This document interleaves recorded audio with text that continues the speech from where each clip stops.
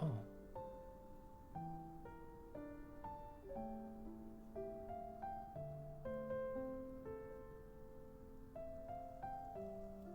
Are we back?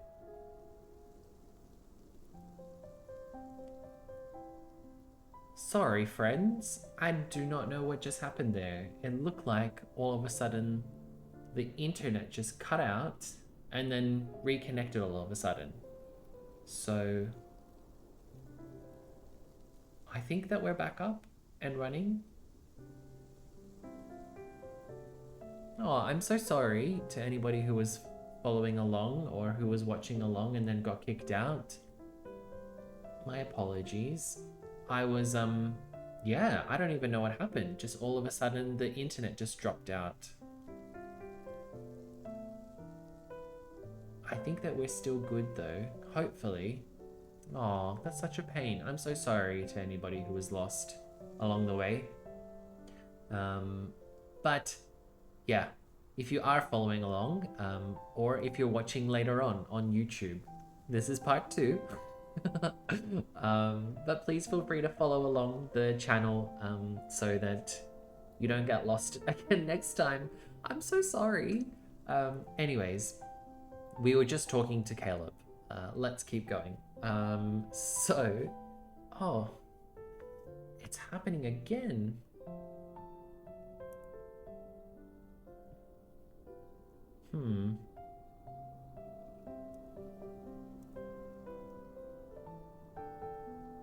It looks like we're going all right.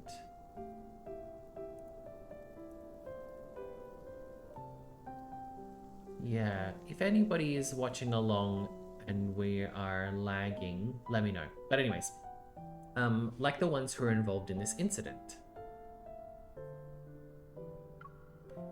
Thinking of those 2 that were affected by the explosion, my voice lowers. Over the next few days, there wasn't any progress in finding Kevy, and his sister Mia is still recovering. Caleb, You still want to investigate? Caleb has read my mind. I hesitate for a moment before nodding. Kevy is still missing, and I need to know if Ever is related to the explosion. If Ever is involved, there's a good chance I'll get important information or important info that's connected to the Aether Core. Kevy might have already been marked as their target. The fleet will handle it. And even if you doubt them, can't you trust me? Since you're on vacation, why not just kick back and relax in Skyhaven? But Caleb, his sister must be worried sick about him right now. She probably wants to be with Kevy again.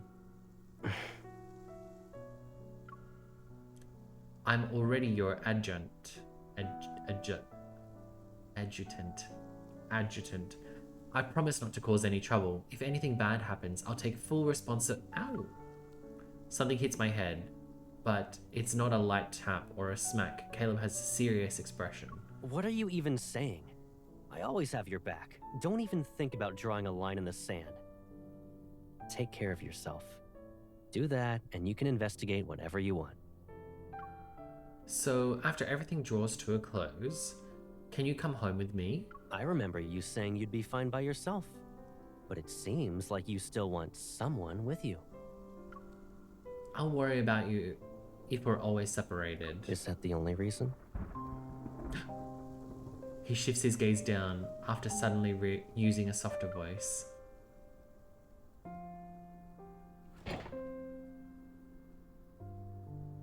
The fridge door is slightly ajar and Caleb's hand rests on it. I'm seemingly trapped in this confined space. A cool breeze brushes against my shoulders. The faint glow from the refrigerator casts shadows in the depths of his determined, steadfast gaze. Is it just because I said I'd always be by your side?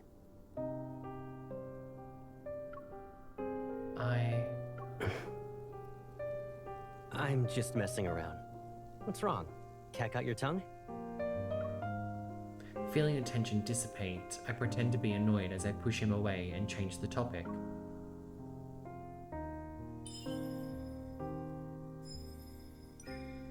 Move. It's so cold being in front of the fridge. If I get sick, it'll be your fault. Amused, Caleb willingly backs off.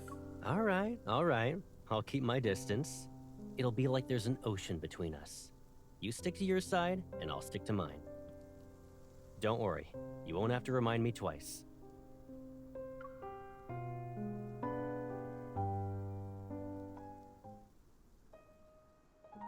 Caleb has returned to my side. I should be relieved, happy even, but I tossed and turned in bed that night. As I open my eyes, the bright morning light filters through the curtains. A warm glow is cast on the bedside. After staring at the dimly lit ceiling for what feels like an eternity, I wearily get up. The house is silent. It seems Caleb just left. My breakfast is still warm, sitting on the dining table. I notice a note tucked underneath it. Your highest priority is resting and enjoying your meal. Everything else comes second. I smile as I fold the note. When I sit down, I get a voice message. Did you eat breakfast yet? I'll be sorting some things out with the fleet. I'll pick you up later.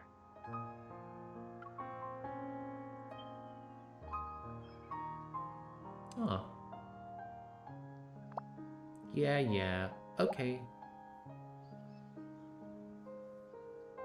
I finish eating my breakfast while going over last night's plan in my head. Alright, it's time to visit that medical center.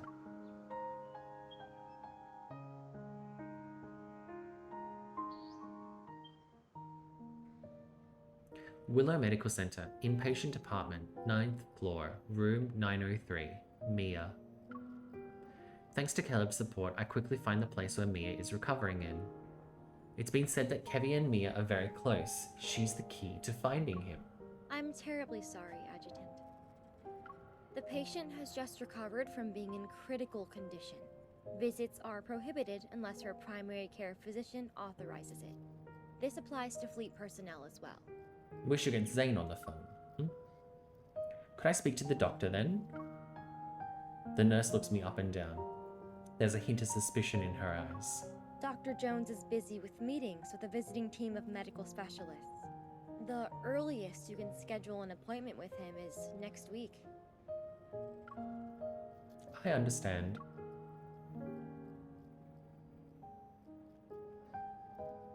Mia is in a precarious situation right now, but with the hospital's strict security measures, her safety is guaranteed at least. I find myself walking to the elevator and my gaze falls on the directory sign. The administrative offices are on the 16th floor. If Dr. Jones is in a meeting, he might be on this floor. The elevator doors open. While engaged in a hushed conversation, several doctors step out. I guess I can only try my luck upstairs now. Just as I'm about to enter the elevator, a familiar voice cuts through my train of thought like a blade of frost. Zane? Hey, my boy! Zane! A figure wearing a white lab coat turns around. When our gazes meet, he adjusts his glasses. Surprise flickers in his eyes. What's he doing in Skyhaven? Is this the confidential schedule you talked about 2 weeks ago? Don't worry, I'll experience memory loss once I'm back in Lincoln.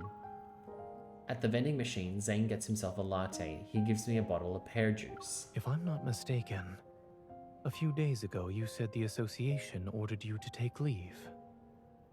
However, I didn't think a medical center in Skyhaven was a vacation spot. Well... He slightly tilts his head back to sip on his coffee and frowns because it isn't sweet enough. He scans the department signs on this floor. You don't have to explain why you're here. It's obvious. I sigh and give Zane a rundown of the incident. I figured I could talk to Mia and see if she knows anything about Kevy. Mia is no longer in critical condition. She should be able to receive visitors. Do you know Mia? Her primary care physician used to be my colleague.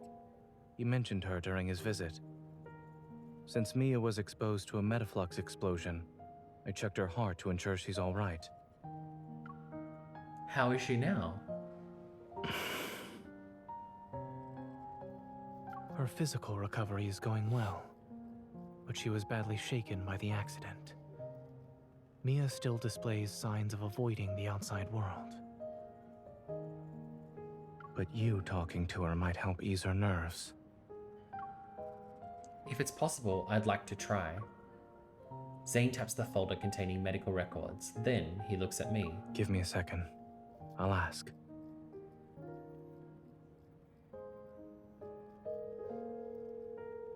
Dr. Jones, do you have a moment?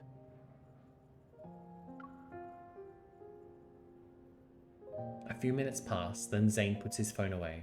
Under my hopeful gaze, his expression softens as he nods. Follow me. I'll check on Mia's condition first, and if she's all right, I'll ask her. After receiving the visitation guidelines, I take a deep breath and follow him into the hospital room. I feel like I should wait outside while he goes in and asks the patient if it's okay for them to have a random visitor come and talk to her. In the pristine white room, a young girl around 10 years old sits on the bed. Her face is covered in bandages. Mia, the nurse said you drank some milk today. That's good. Mia turns her head without responding. With a blank stare, she looks out the window. Zane crouches down by the bed. He gently touches Mia's elbow. Since you listened to the doctor and the nurse, it doesn't hurt as much now? The little girl slowly blinks, silently acknowledging Zane's words. While waiting for the pain to go away, do you want a reward? I wanna go home. Oh, look at her. Poor Mia. Her soft voice, tinged with sorrow, resounds in the quiet ward. My heart feels a faint pang, as if that voice reached out to me, urging me to move closer. However, I hesitate, unsure of how to start a conversation. Seeing that Mia has noticed me, Zane speaks in an even gentler tone, which radiates reassurance. She's my friend. A skilled hunter who saved many children like you. Huh? It's unclear which of Zane's words affected her, but she stirs slightly. Hello, Mia. Zane calmly observes, stepping back only when he sees Mia doesn't flinch at my approach. Do you want to talk? Mia hesitates and nods. Relieved, Zane and I exchange looks. Zane leaves the room. On his way out, he taps my hand, silently telling me not to stay for too long. Taking a seat beside the bed, I tenderly hold her hand. Mia, what you went through, I also experienced that. You must be really upset. Her small hand slightly twitches in response to my words. Do you miss your brother, Mia? Her empty eyes flicker with emotions. She's about to cry. Yeah, well, we're just reminding her about her brother, who's maybe dead. Is he dead? Her eyes are filled to the brim with tears. Don't worry, he's probably just hiding forever under But I a always find him. I can't this time. under a bunch of rubble. Poor Mia. Your brother wouldn't just leave you. He probably got into a bit of trouble. Can you tell me what you saw before the explosion happened? I might be able to help. She stares at me, and just as she's about to speak, a knock interrupts. A person wearing glasses and a dark-colored uniform enters. He has the Far Space's fleet's insignia on his armband. It seems the Colonel forgot to inform us. What brings you here, Adjutant? His scrutinizing gaze washes over me, and I look away. It seems today won't go according to plan. The Colonel has his reasons. Just do your job. I'll stop by next time to avoid any trouble. As I'm about to leave, Mia suddenly calls out to me. Miss? She retrieves a burnt dog plushie from behind her pillow. She sounds nervous when she speaks. Oh, it's very Thank you cute. for visiting me. Can I give you Lucia as a present? Oh no, she should keep that. Lucia, is this a dog plushie? I don't want to take it. It's hers. Sure. Okay, I'll take it.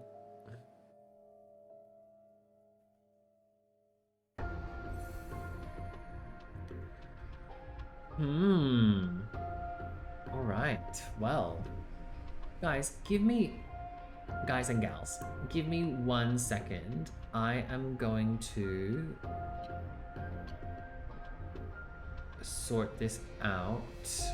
I will be right back. Let me just check to see that the internet is okay. Sorry, excuse me for a bit.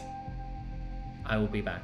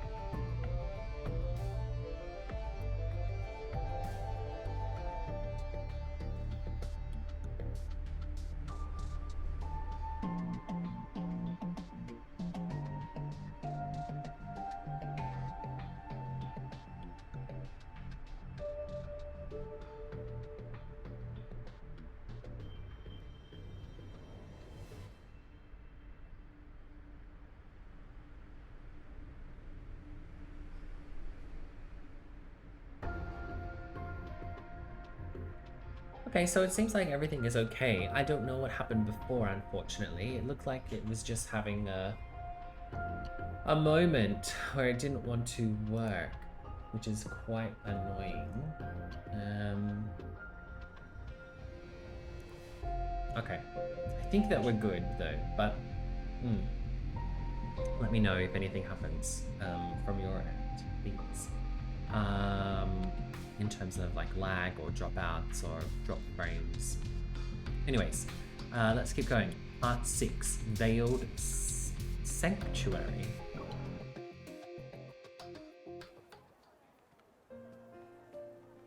Cool mist rises slowly from the lawn, leaving only a shadowy outline of the hospital's wings' streamlined white architecture. I squeeze the dog's plushie named Lucia. I'm generally puzzled about what Mia's intent is. Is this just a gift? Oh, there's something in there, right? Have you made any progress? Zane sits down next to me. He gives me a cup that's filled with a drink. I don't know what it is though. Is this milk tea, a health drink, or a fruit slushie? Warm water. Oh. He calmly looks over before lowering his head. Then he gently squeezes the dog's plushie's cheeks. As usual, he delivers his dry humor with a straight face. Furrowed brows, pursed lips, and a scrunched up face. All symptoms of severe dehydration. There's no way my face is... I quickly relax my expression, but my brows furrow again upon seeing Lucia. Mia clung to this plushie from the site of the explosion at the medical center. Now it's with you. What did she say? I said I'd help her find her brother. Kevi?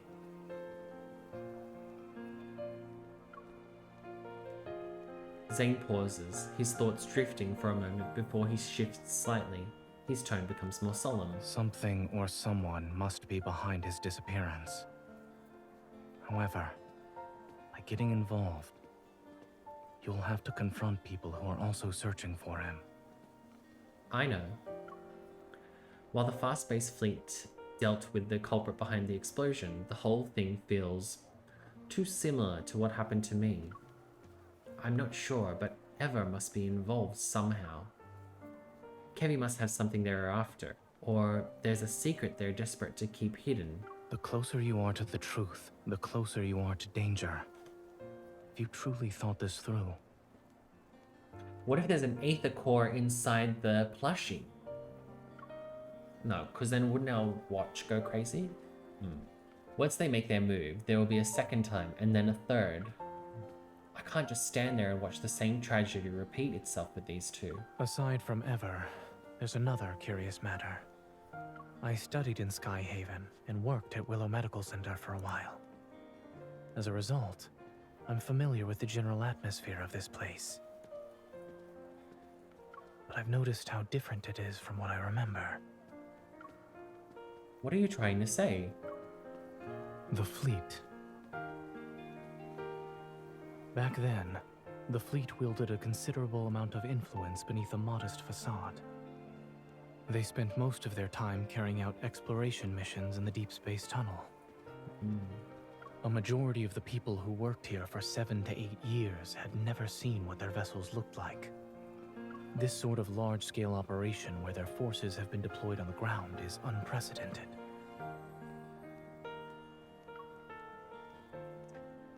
It is strange. If there's another reason, even if there's another reason behind the fleet's large-scale operation, with so little information available to me, it's hard to determine their role in this incident. I'll keep a close eye on the situation, but for now, I need to find Kevy as soon as possible. He's been missing for a while now, and could be in danger. Zane nods and looks up at the dark clouds in the sky. Did you find any leads? Must have searched through every nook and cranny of the explosion site and the surrounding area. If they can't find him, Kevy must have either been taken away by someone or hiding in an even more secluded place. While the latter seems unlikely, I look at Lucia's big, wide eyes. Did Mia give me a clue? Let me take a look. Is it a camera? I give Lucia to Zane. He scrutinizes it for a moment before tugging its charred tail. There's a burst of static before a voice crackles from the plushie. Where are you hiding? I'm done playing. Mia, you're so silly. I'm in our secret base.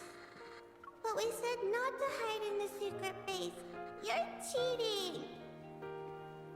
Noticing my surprised gaze, Zane places Lucia back on my lap and strokes its head. I've seen similar toys with sick children.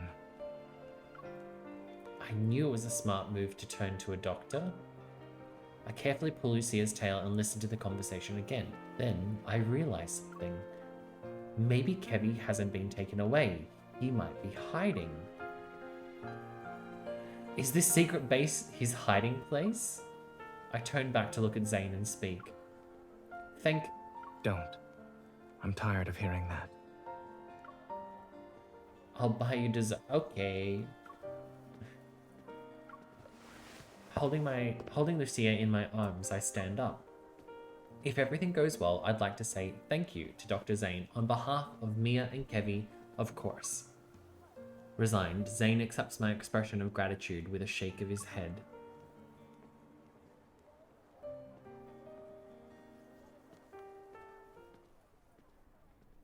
Following the explosion, the fast-paced fleet uses wanderers as their reason for sealing off the area and evacuating all residents within a 2-kilometer radius. Maybe the week-long search has led them to believe Kevy is no longer in this neighborhood. No fleet soldiers are stationed here tonight.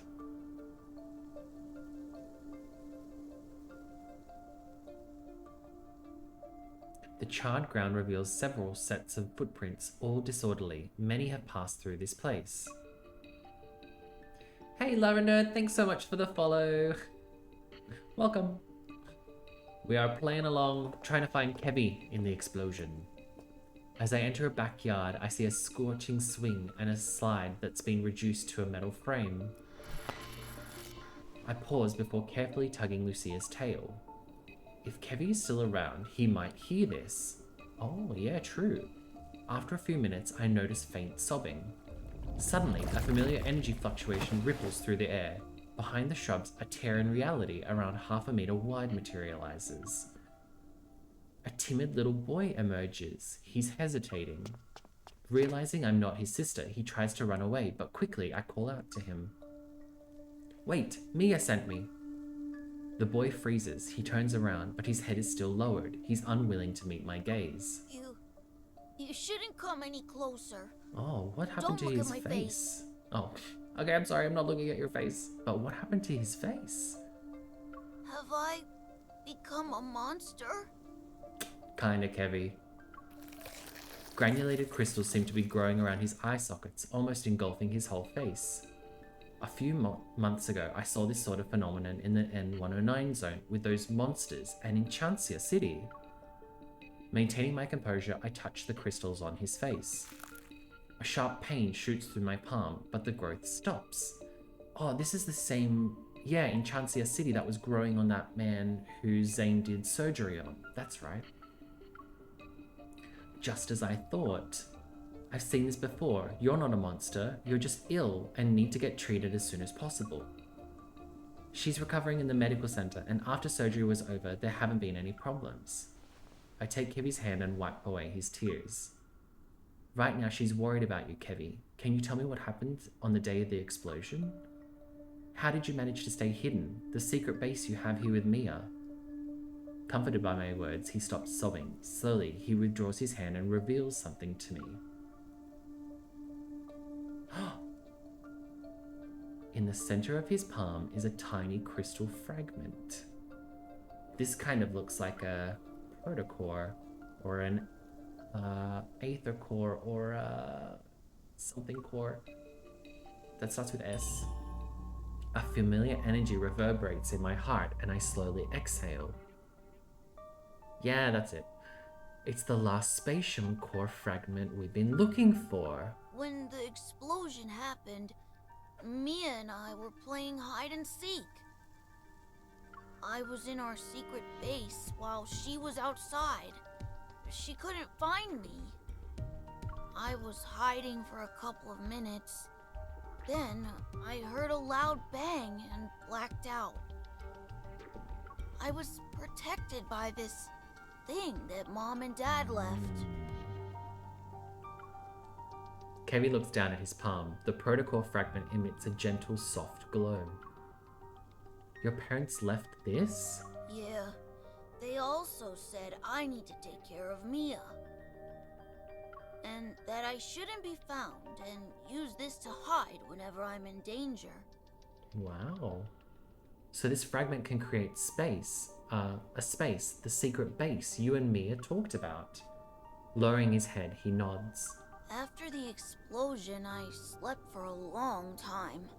And when I woke up, I wanted to find Mia, but there were people outside looking for me. Who were they? I don't know, but they were dressed like Mom and Dad. Mom and Dad said that when they're not around, I shouldn't trust those people or go with them. I can't trust anyone. Yeah, Kevy, you're smart, man. This must mean Kevy's parents knew there were people in the fleet who wanted to harm them. I bet other groups were also involved. At this point, letting the fleet find Kevy might not be for the best. I touch the black crystals on Kevy's face. He slightly flinches from the pain. But even if we consider his health, Kevy can't stay here anymore. Maybe having him leave Skyhaven temporarily is the only way to ensure his safety right now. In that case, the Hunters Association, which has been kept out of these events since the beginning, will be a reliable safe haven. I know you're in danger, and that you really want to see Mia now. But you need to keep this fragment safe, and hold on to it for one more day.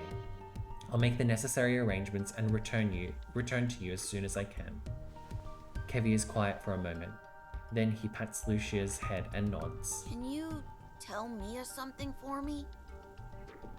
I'm okay. Tell her not to worry.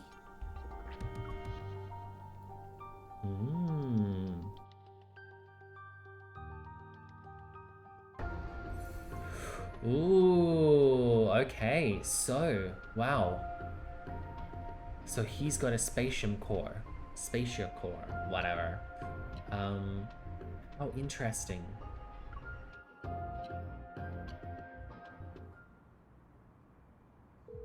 After leaving the area that's under lockdown, I call Zane. Yeah, he might help us. Zane. Don't rush. Speak slowly. Did you find Kevy? He's so handsome. I mean, I think he's so handsome. When his voice comes through the phone, it's almost as if a warm hand is soothing my troubled mind. Yes, he has a spatium core fragment. He's been using its power to hide himself. He's also infected with something that involves those black crystals, but his condition seems slightly better than what we saw in the patients at Chancia Hospital. In Chancia Hospital, Zane and I arrived at a preliminary conclusion. The Aether Core's power doesn't cause transformations like this. Someone is responsible for creating this crystal-related disease. And, assuming that that's the case, they're deliberately turning people into monsters. After I reveal this conclusion we never really discussed before, the other end of the line is silent for a few minutes. A few years ago, I witnessed something similar. That person was my friend. Recalling my conversation with Zane in the Arctic, a guess forms in my mind. Was it the one who died in Mount Eternal? It couldn't be because... Yes. After that incident, we learned that under extremely special circumstances, when Wanderers strike, their attacks cause energy crystals to grow in the afflicted area. They corrode the human body and grow a sort of shell over it. Once that happens, the victims can lose their sanity within seconds and uncontrollably lash out at anyone around them. Some of the vague relationships between a few things become clearer. Zane's secret research and the small animals at Dr. Noah's home. Your research with Dr. Noah in the Arctic involves this, right? It does. It's so nice that all of these stories are connected to one another. Based on your description, Kevy's transformation hasn't truly started. But it's hard to say if we should delay our attempts to treat it. I have a feeling that if he stays in Skyhaven, something unpredictable and grave will happen. I'll find a way to transfer him to Oxo Hospital and ask Dr. Noah to come back. I was just about to ask about that. When can you pick up Kevy? The hospital can't reach his guardians, which could be a problem. I'll have everything arranged by tomorrow night at the latest. Then I'll bring Kevy to you at that time. There's one more thing. A necessary reminder, so to speak. He pauses before lowering his voice. Since Kevy has an ether core fragment, it's possible Ever will keep looking for him. When caring for others, you must be mindful of your own safety. Sure. Before coming here, I had thought I had grown stronger. I thought I'd be capable enough to handle the challenges that awaited me. But I didn't expect them to become even more difficult. Fortunately, I've never had to face them alone. Perhaps I'm also doing this for myself. After the call ends, my beating heart finally begins to calm down. I look up at the moonlight hidden behind the dark clouds. The night is still, with no wind or rain, and the stars shine brightly. I suddenly wonder, is Zane also looking at the same night sky right now?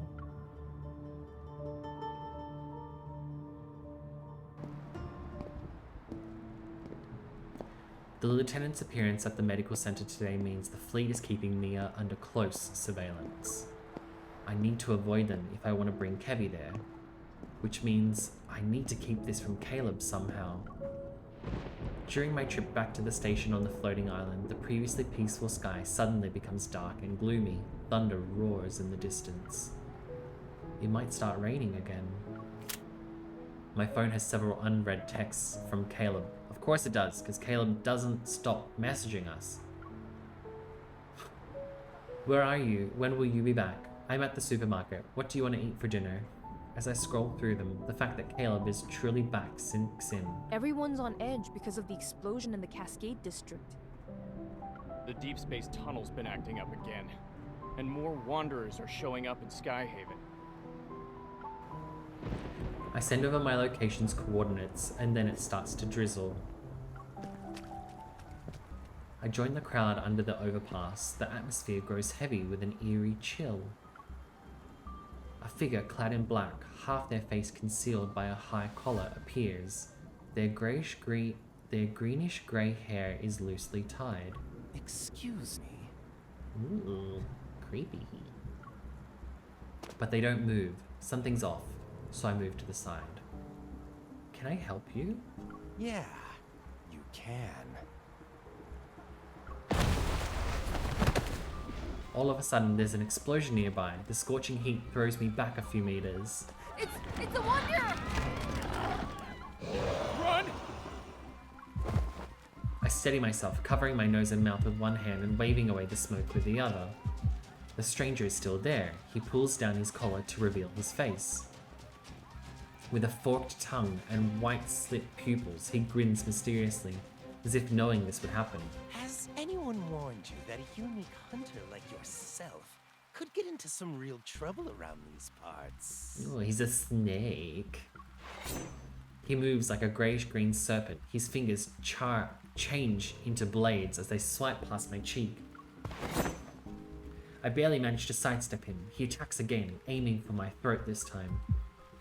He's tough and quick. I instinctively lean back and narrowly avoid the silver blades. I pistol whip him, the gun landing a decisive blow on his head. Hearing that satisfying sound, I know I did a good job. I turn around. From the broken remains, wires and metal bits burst out along with a bunch of tiny bolts. You're annoying. I can't hear anything now.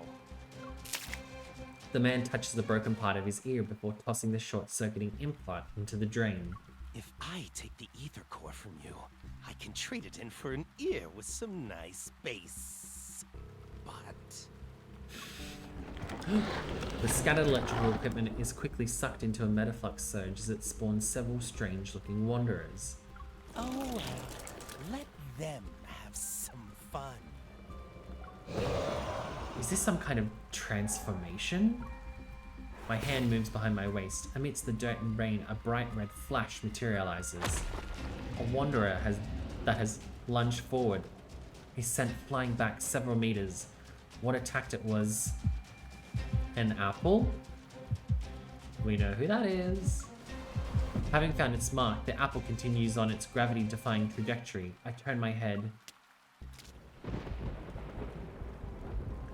Cradling his phone between his ear and shoulder, Caleb grabs an apple from the paper bag he's holding. He throws it up and catches it in his right hand. The supermarket wasn't having a sale on produce today, and my bullets aren't exactly cheap. Caleb!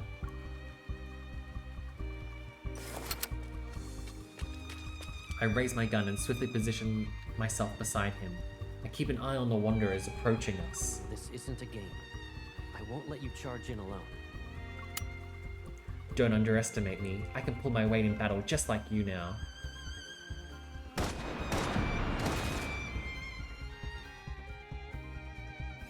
Oh, it's time for a battle! Oh, we can't change anything. Alright, that's alright. Let's see how this goes.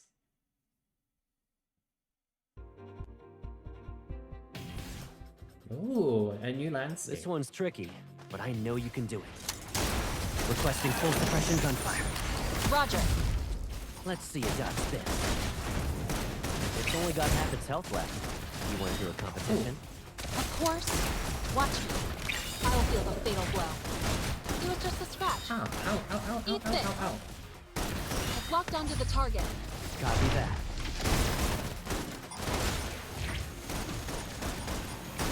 Focus fire. Requesting full suppression gunfire. Roger. Is it charging up for an attack? Caleb. Coming. Oh wow, this is like all new,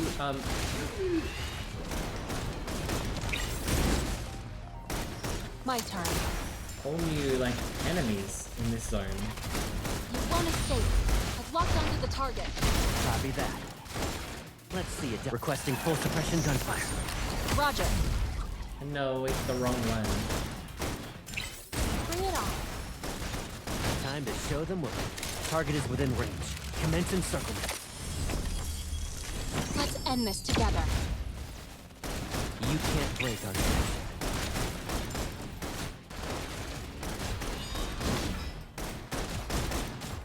Caleb. Coming. Requesting full suppression gunfire. Roger. Now's our Okay, that's chance to better. strike. Let's see you dodge this. I'll show you. My turn. We're covered. Let's change our aim. Focus fire. You should think before charging in. I know. I've locked onto the target. Copy that. Sometimes I wish you'd let me be your shield. How would you rate our teamwork? 100%. Great.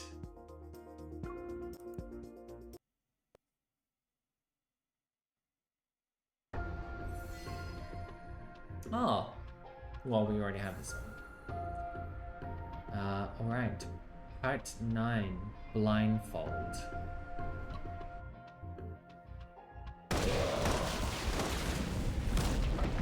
Bang! The last wanderer is flattened by an unseen force and scatters debris in all directions. Caleb! Muddy water is everywhere, but Caleb seems unfazed as he brushes aside the damp strands of my hair. Are you hurt? I'm good, but that person is getting away. Caleb holds out his hand, his fingers slightly extended. A barrage of stone shards chase after the feeding figure, cloaked in a dark grayish green. Eat some fruit. I'll be right back. Go get him, Caleb. A paper bag lands in my hands. Before I can respond, Caleb vaults over the railing and disappears into the night. How did Caleb get here so quickly? Yeah. Perfect vessel, my ass. It doesn't even look as good as us unfinished products. Damn it! Sharp shards pierce through half of Viper's face, and before he can even cry out in anger, a kick knocks the wind out of him. A powerful force slams him into the ground, which instantly destroys the other half of his face. I see it's shedding season again, Viper. Oh, well, he's like a superhero. You bastard! I'll kill you! Caleb increases the weight. Immediately, the crisp sound of something crackling reverberates. Those invisible restraints are like iron that even make Viper's knees creak. You... Stop it! A white prosthetic eye floats into Caleb's hand and is crushed in an instant. Who gave you the right to approach her? Yeah. The professor said it's not time to go after her yet. I was just playing around with her. Not time to go after her yet. What? It feels as if a swamp is slowly squeezing the air out of its lungs, making it difficult to breathe. There are less than 72 hours before the final cleanup. I'm just reminding you that. If you can't retrieve the protocore fragments, you're done for.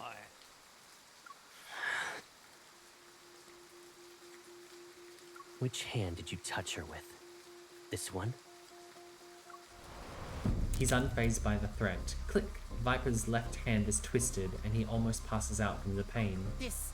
you need to protect her. It's a bit much. Wouldn't you say your overprotectiveness borders obsession? Oh. Oh. Raindrops are suddenly suspended in the air. They're like countless silver needles that are ready to pierce him at any moment. He can't even laugh. Caleb crouches down, meeting Viper's gaze. He slightly smiles. Lay a hand on her again, and I will kill you. Yeah.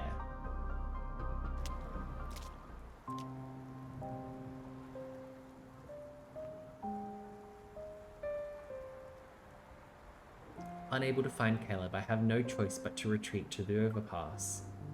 The soaked part of the paper bag I'm holding leaves a chaotic pattern on my hand.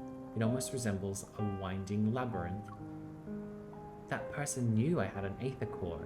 Is he an assassin sent by Ether? But he wasn't planning to kill me. It seemed like he was testing his prey. Why are you standing here in the rain? Hi, Jitteru! Welcome to the stream! I hope you're up for some Caleb time. We are enjoying a bit of Caleb's story. If you're already a fan of this boy.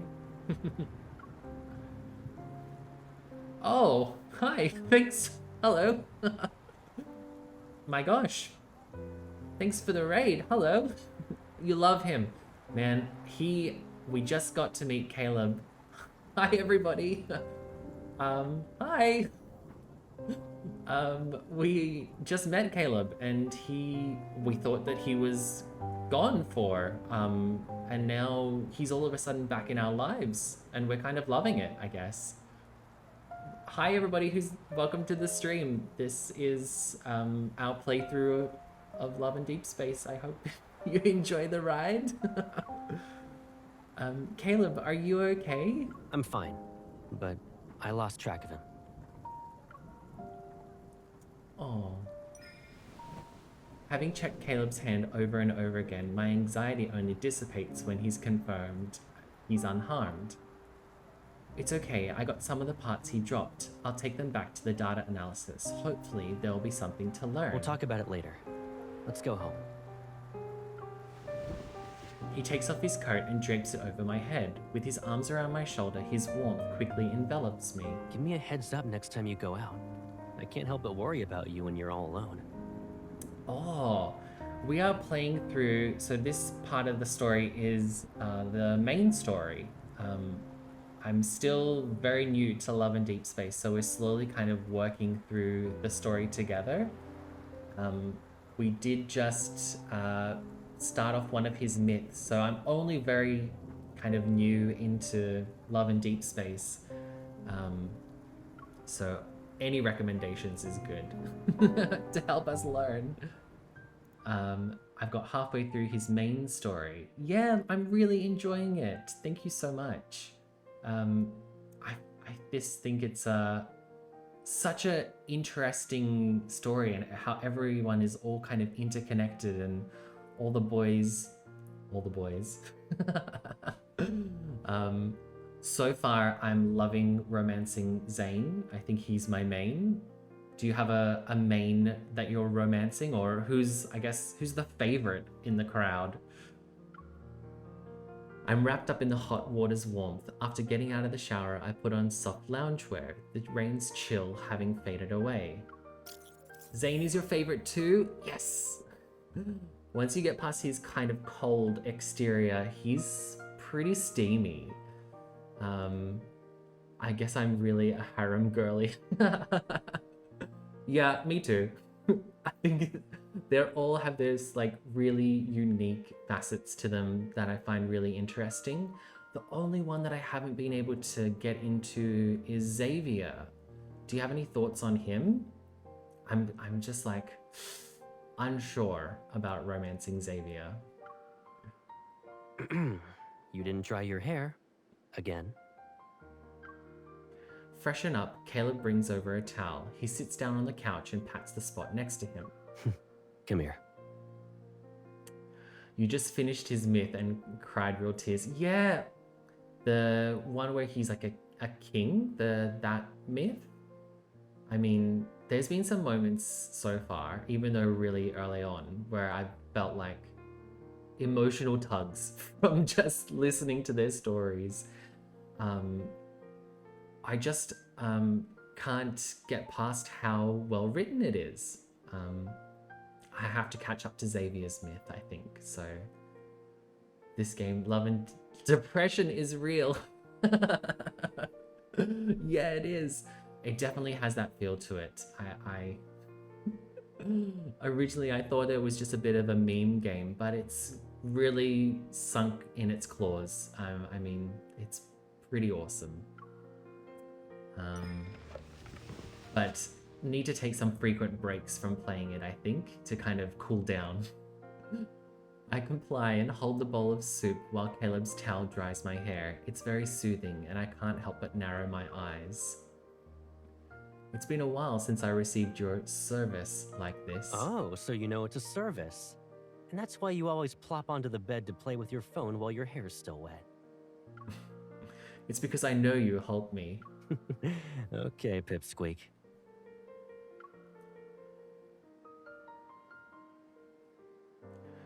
Through the towel, something taps my head. It's not too gentle or too rough. Though, don't you think you've gotten better at drying hair? Have I?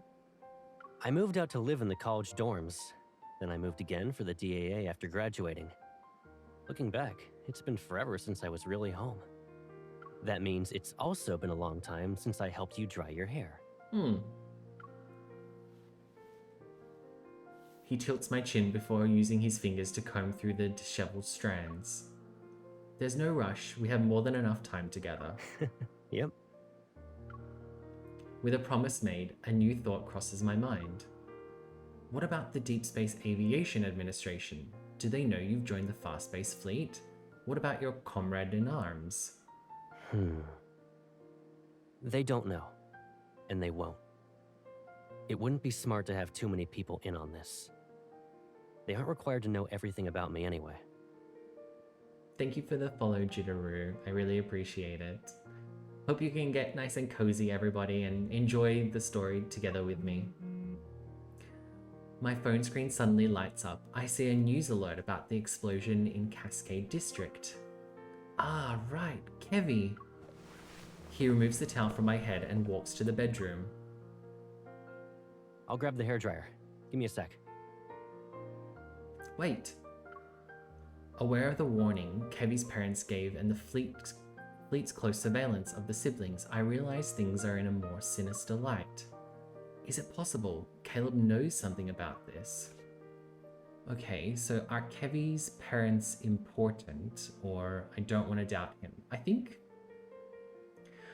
it's so hard. Now that we know that Caleb used Grandma as a shield to protect himself from the explosion, I don't know if we want to doubt him. But are Kevy's parents important? The fleet has used considerable amount of resources to deal with the explosion incident and their search for Kevy. Is it because Kevy's parents are important to them? The perpetrator and victims are fleet personnel. That means the fleet must take full responsibility and provide answers to the public. Then what will the fleet do if they can't find Kevy? To reassure me, Caleb gently pats my head. His voice softens. Don't worry. They will find him.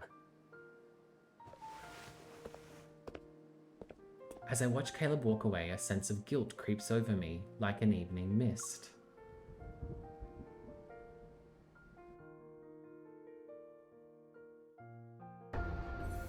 Ooh, it's so good. Oh, okay, so I wonder if he is... Yeah, he's definitely in on something that he's not telling us about. Alright. Number 10. Hearts Crossing. Yeah, he's a bit sus. There's something about him that I'm kind of like, you know something, but you're not telling us. And I guess we're kind of doing the same, not telling him about the Aether Core, so maybe that's just our relationship. When I wake up the next day, my head feels foggy and my throat is itchy. Maybe it's because I got caught in the rain yesterday. What are these for?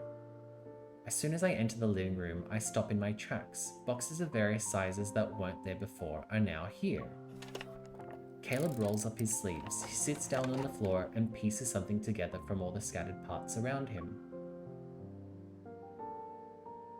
This place has been empty for too long, so I bought some stuff. Take a look. Do you need anything else? It's okay, I'll only be staying here for a few days. Anyway, I need to go. Why? You don't plan to visit me anymore? No, of course not.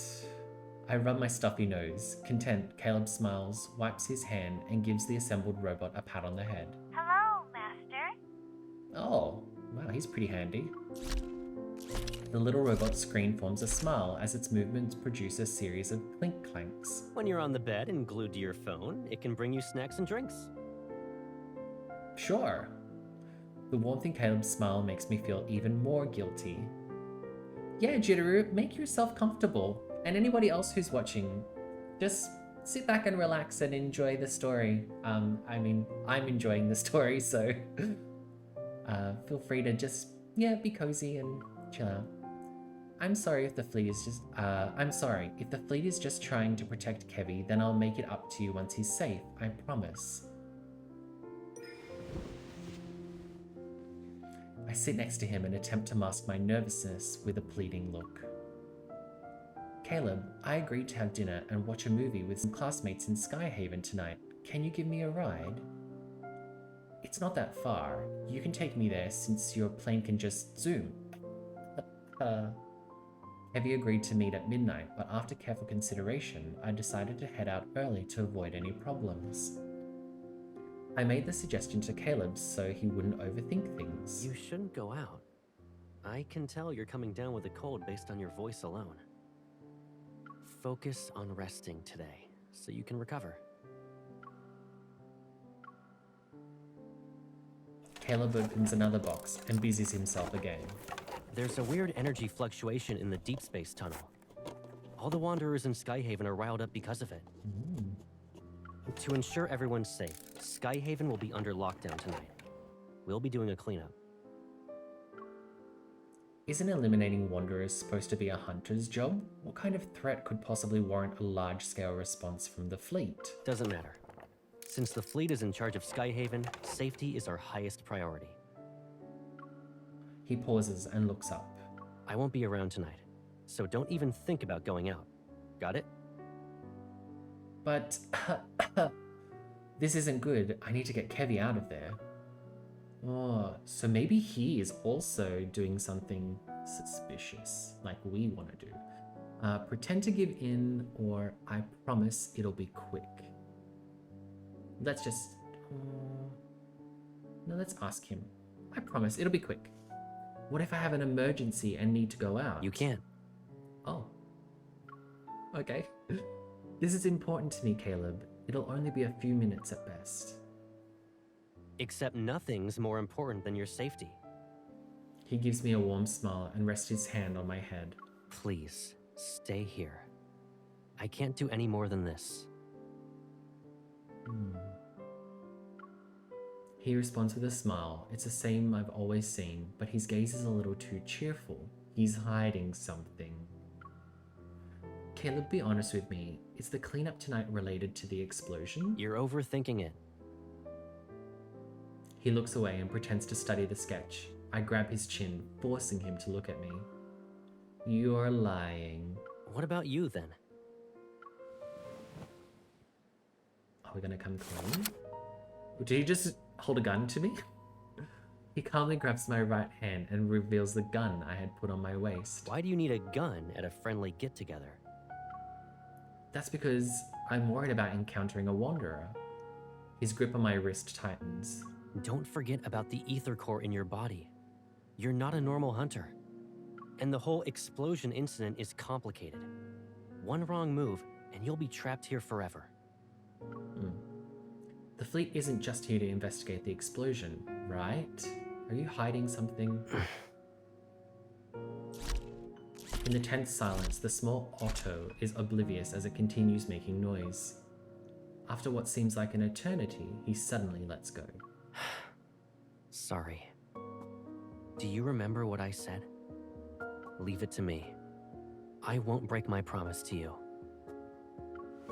My lips tighten into a thin line, and the increase in body temperature that I've been fighting hits me. I slowly lean back and sink into the sofa. I'm sorry. I shouldn't have upset you. Caleb kneels. He takes my wrist in the wrist that he had grasped earlier and massages it with his thumb. But tonight's operation isn't just a normal patrol. You're unaware of the dangers here. His earnest gaze follows mine when I try to look away. For some reason, this version of Caleb feels like a stranger. Do you really mean it? Cross my heart. Make a pinky promise.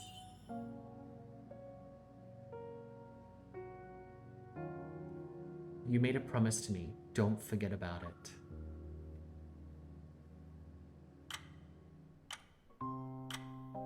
As the day draws to a close, I still haven't found an opportunity to leave.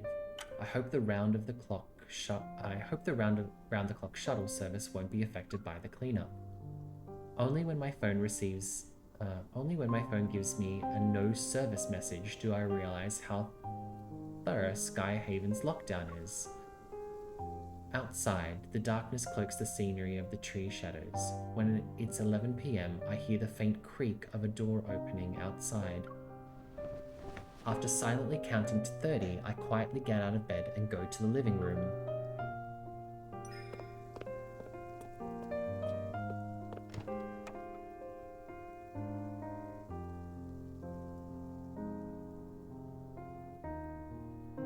No one's here, only a single wall lamp illuminates the room, and the furniture's shadows are plastered on the house's white walls. I let out a sigh of relief and try to find my gun that Caleb's put away. Looking for something? Oh, he was waiting for us. Sneaky. Caleb, you're still here. Caleb stands behind me, his arms crossed. The light casts irregular patterns on the floor. I was about to leave. Go ahead, I'm getting something to drink. A cup that's filled with water floats over to my side, along with 2 white pills. He's trying to drug us. You were coughing a lot during the day. Did you catch a cold because of yesterday's rain? It's just a small cough. Take some meds before you go back to sleep. He's just take these melatonin for no particular reason whatsoever, okay? His gaze is calm and gentle, showing no signs of discontent. It's as if my pitiful lie fooled him. Okay. I won't let him worry about me tonight, at least. I put the pills in my mouth and wash it down with water. I've emptied the cup in one go. The ticking of the clock's second hand echoes in the dimly lit room, emphasizing the silence between us and our mingling breaths. Without thinking, I avoid his gaze. I hesitate for a moment before heading back to the bedroom. Good night. Good night.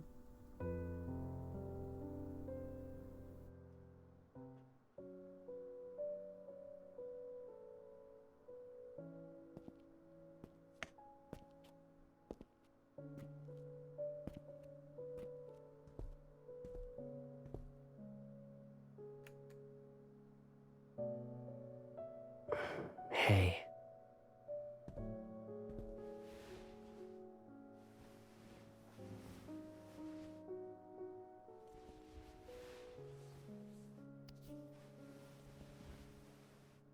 If I kept you here with me like this, would you think I'm being too selfish? He definitely drugged us. I can feel it. But it's only us now.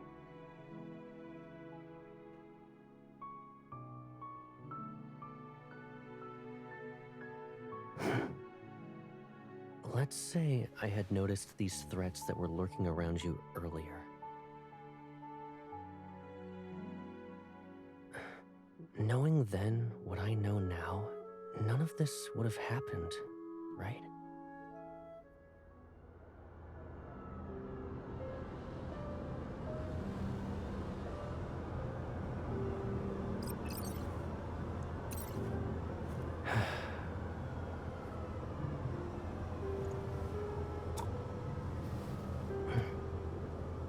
Don't worry. This nightmare will come to an end. I promise.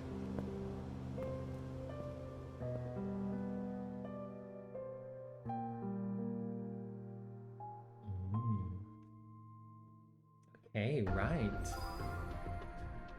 Oh, okay, we have some challenges. I guess this must mean it's the end of the chapter then. I think maybe we should go back and continue on with Caleb's myth. Because now we've got a little bit further in the story, I don't think that it's going to be any spoilers. We'll see.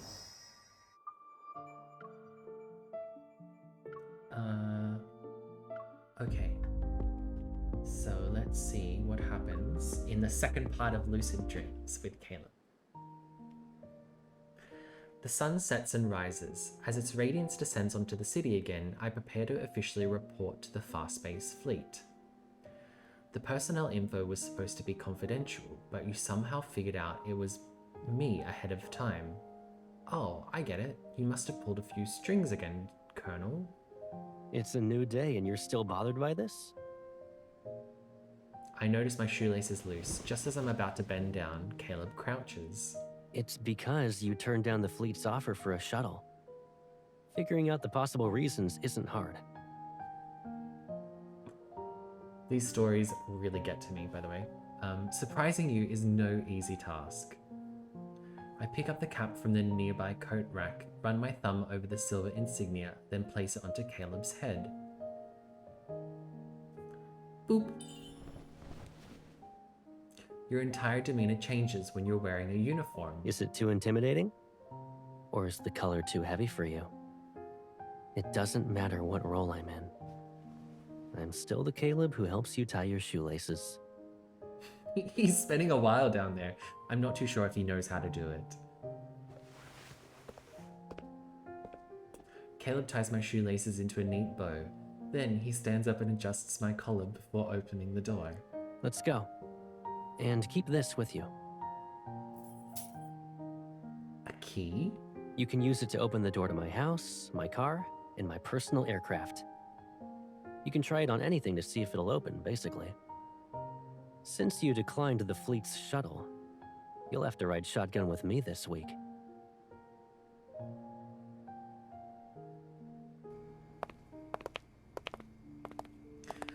The official meeting between the Association and the fleet will be held on the 17th floor of the fleet's command center. Upon arrival, I saw that the conference room was filled with attendees. Caleb had parted ways with me when we entered the command center. His new adjunct, Liam, guides me through the entry procedure. Your seat has a label with your name on it. Walk straight ahead and you'll find it. I need to go now. I'll see you around. He's a bit boring. Thank you. I nod at him, but just as I'm about to walk around the aisle, a voice calls out to me from nearby. You're the hunter the Association sent? You're... And you are? The man wearing a fleet uniform has a row of medals on his chest. However, his piercing gaze that's directed at me draws my attention. So, the command center allows anyone to just waltz right in now, huh? Caleb sure has a knack for being an eyesore. It's a bit rude. I pause, unsure if I misheard him, and Liam, who returned before I pause, unsure if I misheard him, and Liam, who returned before I even realized it, positions himself to be in front of me. Colonel Heath, is there a problem? You shouldn't stick your nose where it doesn't belong. I don't like him. The man casts a dark look. With a snort, he turns around and walks away. That officer seemed to have a problem with you two hunters. He's the Tomb Fleet's colonel, a seasoned veteran with a notoriously bad temper. Try to avoid him whenever possible. Liam escorts me to my seat. He nods once I sit down. He has no problems with hunters. However, he doesn't see eye to eye with Colonel Caleb. You'll find out why soon. Looks like this mission is going to be a bumpy ride. As the meeting is about to start, attendees take their seats. The door opens. Amidst the quiet attention of everyone present, Caleb walks to the center of the conference room. I'm sure everyone is already aware that there will be personnel changes within the fleet next week. I will assume command over the Tomb Fleet. Colonel Heath will be relieved of his duties so he can rest and recuperate at Atlee Island. Haha. Loser. So his fleet got taken over by Caleb. No wonder he's upset. The Wanderers and Metaflux Index in the Deep Space Tunnel are on a whole different scale compared to what Skyhaven and Lincoln display. This is why we've decided to collaborate with the Hunters Association.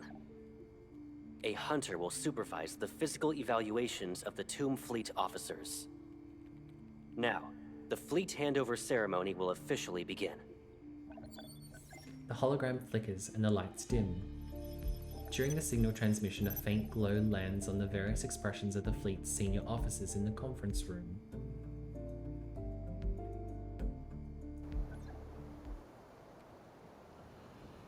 My first day at the fleet's command center ends with various transfer procedures. In the evening, Caleb and I decide to meet at the runway. What's taking him so long? In the night's dense fog, Caleb's figure slowly appears, but behind him is... Colonel Caleb, why are you in a hurry? You're not interested in the upcoming banquet? The handover ceremony is complete. Whether I stay or not, you should be on your way to Atlee Island. Caleb's gaze sweeps past me, and he stops a short distance away. Well, I'd like to give you some advice, young man. I know how you got this position. You're just Lucius's pawn, planted here to infiltrate the fleet. Just like how you took over my fleet. He can easily replace you with another sad pawn tomorrow. Colonel Heath is asking for it. In the fog, the man takes a step. A year ago, I was standing in your shoes. In other words, you've been abandoned, Colonel Heath.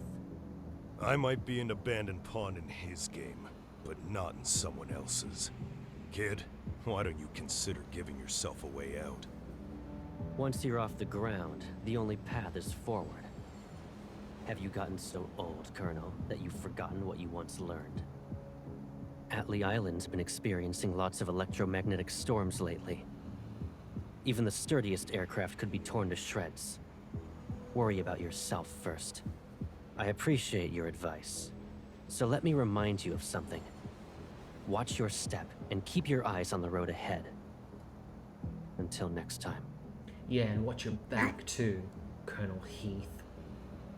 The man seems furious. He attempts to stop Caleb, but his hand stops midway and drops down in a peculiar position, as if it's frozen in place. Oh, I guess that's his evolve.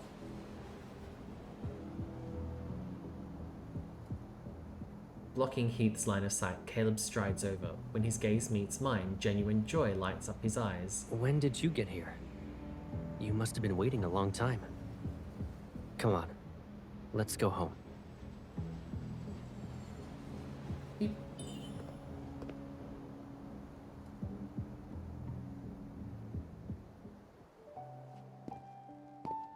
I keep thinking it's a pumpkin down the bottom. He's like, what do you call them? Ottoman?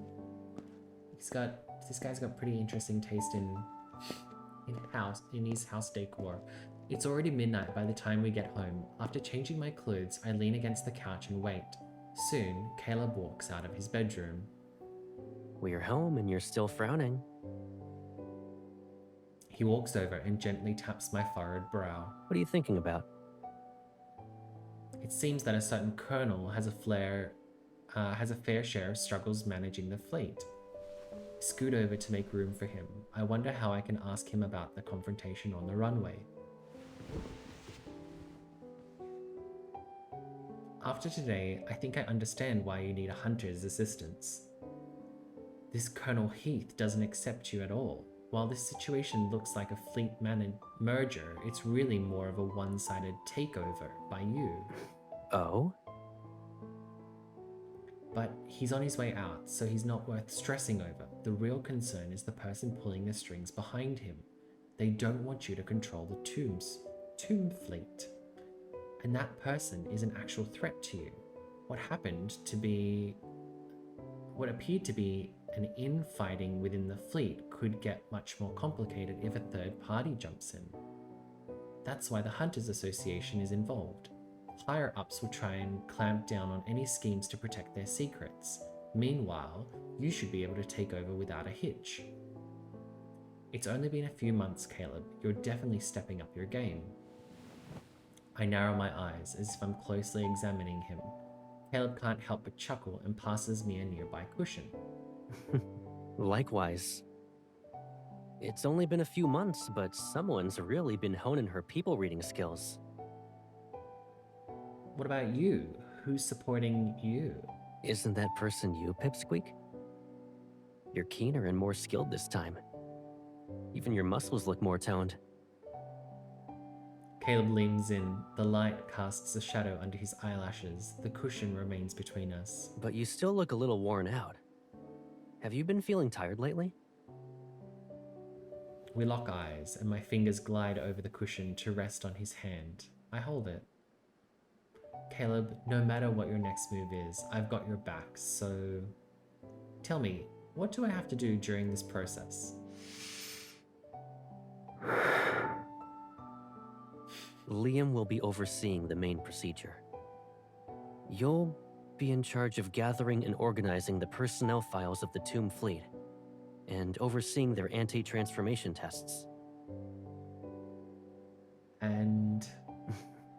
What's with that "is that all" look on your face? Caleb rescues the squished cushion from my grip and hands me another one. His expression slightly becomes more serious. Don't underestimate your role. You've been here for only a day, and you already sense the tension in the air. This won't be a walk in the park. If you run into any snags, let Liam deal with them. Is that so? I raise my eyebrows at him, and Caleb burst into a fit of laughter. Of course, a small task like this is hardly a challenge for you. Guess I'll just kick back and see how it all plays out. That's more like it. Choosing not to dwell on the tension he mentioned for now, I shove the cushion into his arms and give him a thumbs up with a smile. I'll make sure to protect you, poor helpless colonel, from getting fired. Oh. It's so sweet. It's so nice. It's like a really different type of bond with Caleb than it is with the other guys. And I think if I was like put them on a scale of number 1 to Xavier, I think it would be like Zane, Silas, of course, and then Caleb, Raphael, and then Xavier. Yeah. I don't know. What do you guys think? What's kind of like where does Caleb sit on your list? If he's not first, I mean, he'd definitely be your number 1. Let's have a look at part 3 of this myth. The rankings. The official transfer of the Tomb Fleet starts today. As expected, the process is anything but smooth. Number 3997, Vice Captain of the Tomb Fleet. You've served over 5 years, is that correct? Did you call me over just so I could listen to this crap? Under the cold blue light, the Tomb Fleet officer across the glass wall is strapped into the interrogation chair. His expression is filled with contempt. Then let's cut to the chase.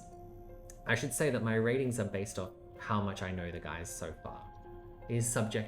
I am very happy to be convinced otherwise by the voice. After the transfer orders were issued, the fleet arranged a medical examination for all officers. Can you explain why you chose not to participate? Who doesn't know what this examination really means? You think everyone's itching to turn into a monster? Jitteru, I think I have to watch that myth that you're talking about, because yeah, if I can be convinced about Xavier, I'm open to it. Him with his bunny ears, I mean, kind of... okay, it's on my list, it's next. Let's watch the Xavier, but I think we need to unlock him first. I'll see. Monsters? Are you talking about the Touring chip? Oh, you probably don't know, being a hunter and all. That chip is just the beginning of their twisted modifications. Let me be clear. There's no way I'm doing that examination. I don't care if it's about modifications or that chip. I'm not doing it. The fleet's real big shot will return soon. Let's see how long your monster colonel can keep this up. The interrogation light switches off and leaves behind a faint, swaying shadow. The big shot, could they be the person who possess a real threat to Caleb? I collect myself and lower my head to move number 3997's profile aside. Under it are old medical examination reports from some members of the Tomb Fleet. The same person shows completely different results after being transferred to Caleb's fleet and undergoing the medical examination.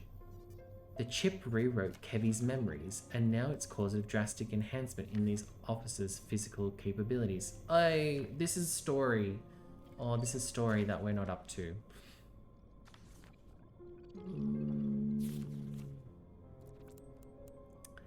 Okay, so the fleet has Kevy. Great. Is this all so that they can be modified? Maybe this is just in this story. Miss, here are the files you requested. I already organized them. Do you have any further instructions? No, that's everything. Thank you. Understood. This guy. 3 days ago. No! I'm not taking that exam! I'm not going! Release me! Caleb can only pull this off because he has someone's backing. You monsters! Nobody wants to be like you! Jeez. Not only had his physical capabilities enhanced, but his personality also has been altered. What exactly are they trying to turn people into with this modification? I get up, trying to find that officer so I can get more information, but when I open the door, I'm stunned to see Caleb standing right there. What happened? Why in a hurry? Removing his hand from the door handle, he shifts his gaze to the end of the corridor. You need something from that officer? If I ask Caleb about the modification now, he probably won't tell me the truth. I should find more concrete leads. That way when I confront him about this, he can't dodge my questions.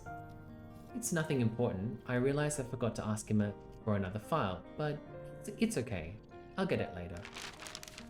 Caleb's eyes fall on the open examination report. I lean against the edge of the desk, trying to gather up the files behind my back. Shouldn't you be in a meeting right now?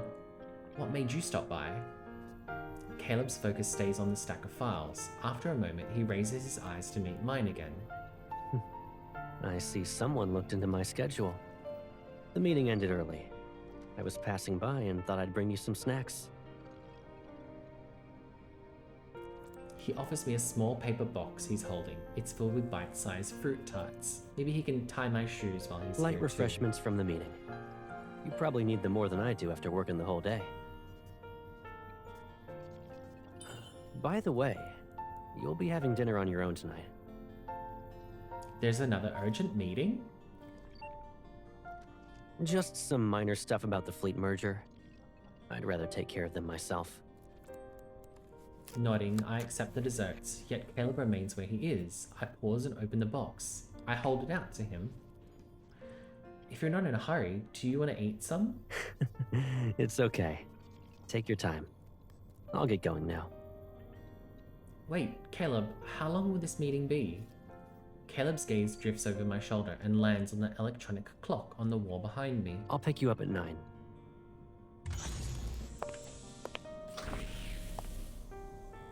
The door closes. Through the parted blinds, Caleb's figure slowly disappears at the end of the corridor. Hope I can find some documents related to this modification in the Colonel's office. After reconfirming Caleb's schedule and office duty status through the virtual terminal, I set the dessert box aside and get up. I have 3 hours. That's plenty of time.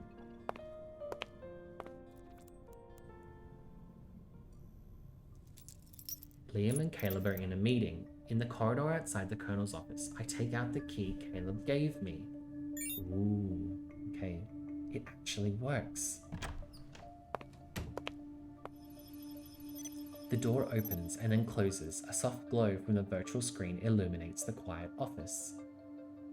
His password is In the past, Caleb used to jumble words and numbers that were meaningful to him in a particular pattern to create a password. I tried 2 combinations and both are incorrect. With only 1 attempt left, I clench my fist. After a moment of hesitation, I try again. Maybe it's where he was born. Oh wait, he's an orphan. He probably doesn't know, right? Or his first pet's name. And it works. The password was a combination of when you come back and my birthday. I can't afford any distraction. As I duplicate his access permission, I quickly search for anything useful. His personal profile. There it is. The profile reveals that Caleb graduated from DAA Aerospace Academy and participated in secret training during his 3rd year. He achieved outstanding results. Secret training, another thing I didn't know about.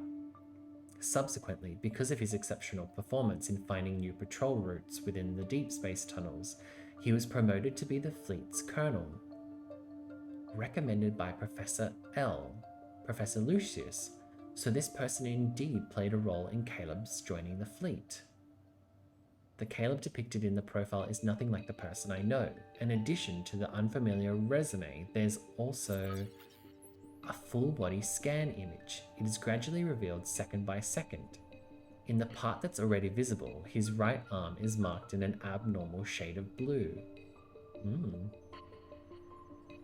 I zoom in on the blue area and notice how the bone and muscle structures are different from his other arm. This is what they're referring to as modification. Just as I'm about to take a closer look, the system abruptly shuts down. The account is forcefully logged out. A notification appears saying that the device login permissions have been revoked. He's onto us. Please re-verify your identity. Have I been discovered? Oh, it's probably like that terrible, but we were active in it. But it's probably like that terrible system we use in the hospital where it like logs you out after every couple of minutes. Taking a deep breath, I quickly delete the terminal usage log. When I turn to leave, my clothes snag on the drawer and yank it open. Inside the drawer, a small rectangular object rests atop a pile of paper reports. Chip implanter for clinical trials only. It's the Turing chip. Without hesitation, I hide the implanter in my shoe's secret compartment. When I close the drawer and get ready to leave, the door opens. Oh, we've been found.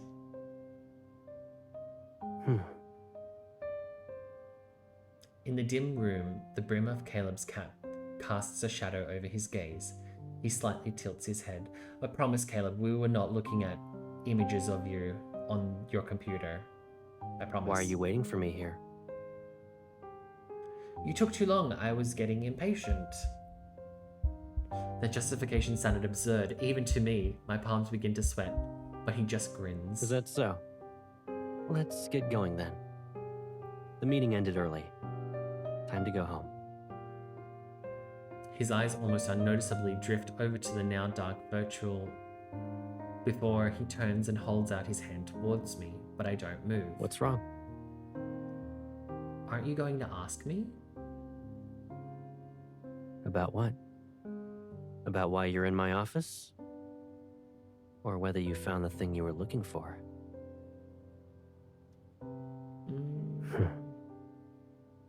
Pulling back his hand from the door handle, Caleb lowers his head. His gaze, obscured by the darkness of the night, engulfs me from head to toe. Anyone entering the Colonel's office without permission will be taken to the interrogation room. No exceptions. Oh, he's gonna lock us up again. The Colonel. Whether you're entering without permission or here because of my orders, I have the final say.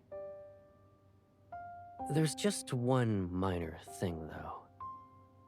Any intrusion and duplication of system permissions will be reported straight to HQ. Covering up the traces will be a hassle.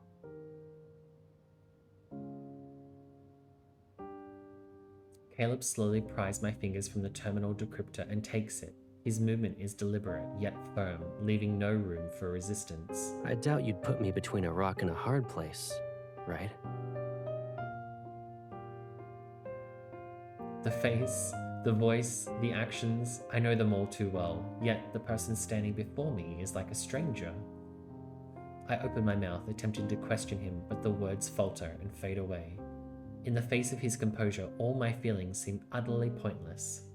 I know, we're in trouble. He's gonna lock us up in that chair again. Caleb, I just wanted to figure out what kind of trouble you're caught up in right now. Can you tell me? I can't speak about anything that's classified. What happens if you do? Will you also be sent to Atlee Island and become another abandoned pawn? When's the last time you took care of your hair? It's a lot longer now. He stays calm and gentle, softly brushing my stray hair from my face as if nothing happened. He smoothly shifts the conversation. I can't even see your eyes. I notice the blinding gleam from the insignia on his shoulder. After a long pause, I slowly manage a worry smile. Yeah, lock us up, please. Caleb, has anyone ever told you that this uniform is like your mask? He stands motionless. The door is right there, but we're locked in a standoff, unable to move past each other and leave. Let's go home? Oh, look at his sad eyes. Darkness enshrouds his eyes, making his expression hard to read. He glances towards me for a moment, then lifts his gaze again. The fleeting wavering has already dissipated like a mirage. Okay, let's go home.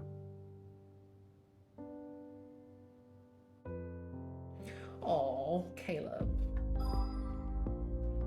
Oh, and now we've unlocked his password. Excellent. So this story is like giving us a little bit too much of the main story, because that just told me stuff about Kevy that I wish I didn't know yet. How rude of him. All right. Oh, and probably all these messages are from Caleb. Oh no, okay, so 2 from Silas, 1 video call from Caleb. Yeah, I know, Caleb's like, he just needs to chill down a bit, please. Like, we need to get through the story first, and then we can maybe experience more of that. Okay, so I think that we need to do this battle if we're going to continue on with the story. Level 17, okay, that should be very easy. Skyhaven is under curfew and patrols roam the street after nightfall. Move carefully to avoid detection. So, I think that we use our Caleb team, since we just got his 2 memories. Yeah. Alright.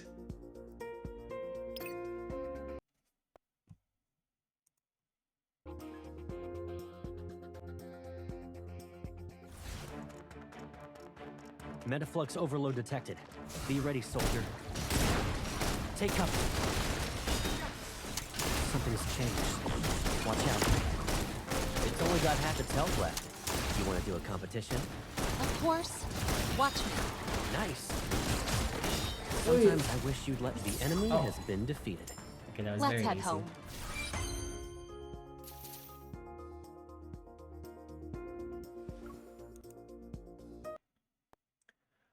It seems the myths don't have battles. I thought they did in the past, but the last 2 I played had no fights. Yeah.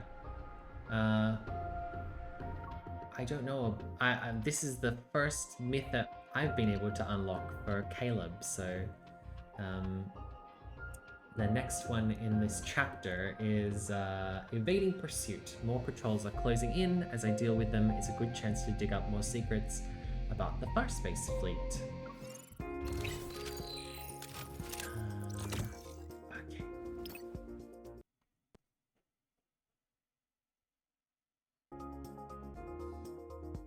Yeah, this is so much easier than the fights that were towards the end of Metaflux the... overload detected. Be ready, soldier. The first chapter.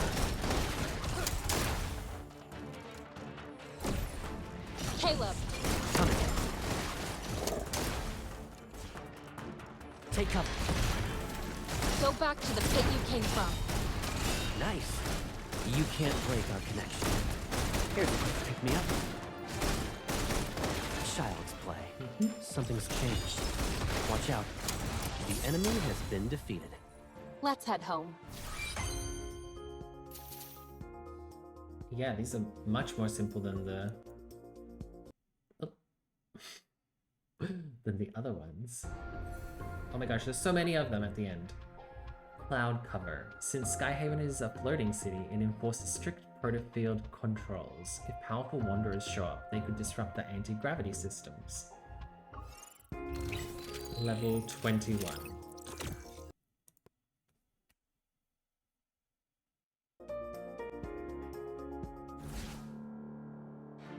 It's just a routine patrol.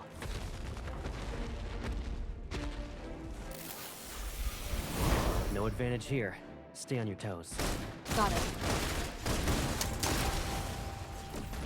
Bring it on. Let's see you dodge this. It's only got half its health left. You want to do a competition? Of course. Watch me. Oh, A routine is so easy. Can't hold on for much longer. Let's see who can land the finishing. How would you rate our teamwork? 100%. 100%. Yes.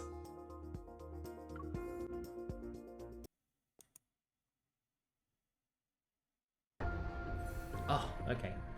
Good. Glad that they're over. Okay, so this is chapter 2 of Homecoming Wings. Oh. Did we do these? The prologue to tomorrow? We must have. How come it says it's new? Oh, okay. This is the ones that we didn't choose for that special chapter, where we could either choose to go with Zane, Raphael, or Xavier, I think. Yeah, okay. That's fine. I don't think that that affects what we do.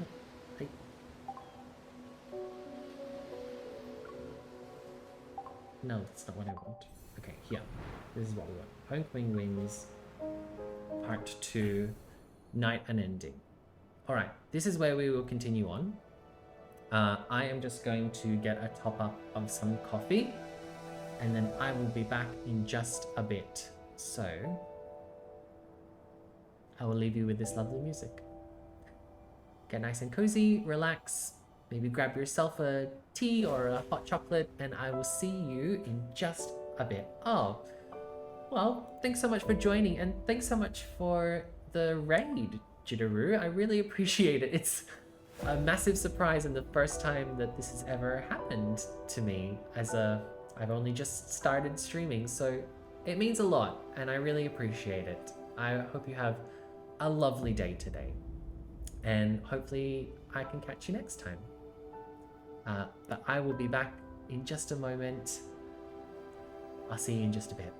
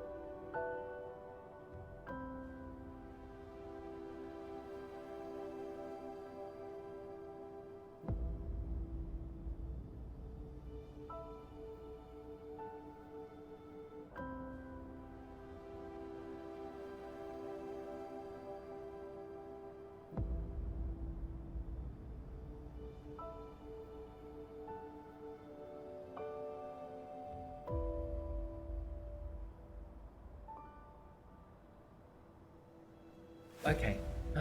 So. Coffee made.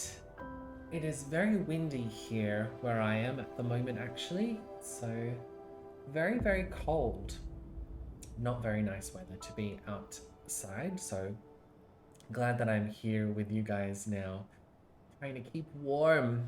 I have the heater going at the moment, and I'm wearing like a jumper indoors. If you've ever seen like the memes about, if you're not from Australia, if you've ever seen the memes about living in Australia when it's winter and you're still wearing like jackets and jumpers and vests and 2 layers of pants just to be at home inside, it literally do be like that.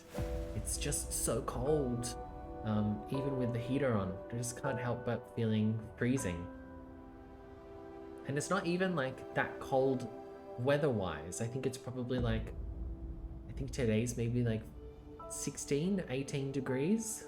Maybe less than that. Maybe like 16, 14 degrees. But yeah, even with the heater on, you just feel it so bad. I don't know. Just can't move from the same spot and just have the heater under the desk to keep my toes warm. Alright. Anyways, that's enough about being cold. Let's warm up with the rest of the story from our friend Caleb here. We are on to Chapter 2, Night Unending, Part 1, Awakening. Oh. That just ruined the mood. Yes, as I was saying, Awakening.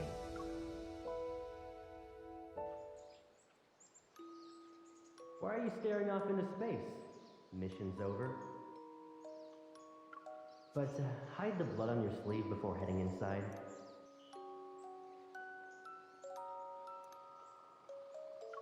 Since you're a grown-up now, I won't cover for you this time. No, stay where you are. Caleb. Oh.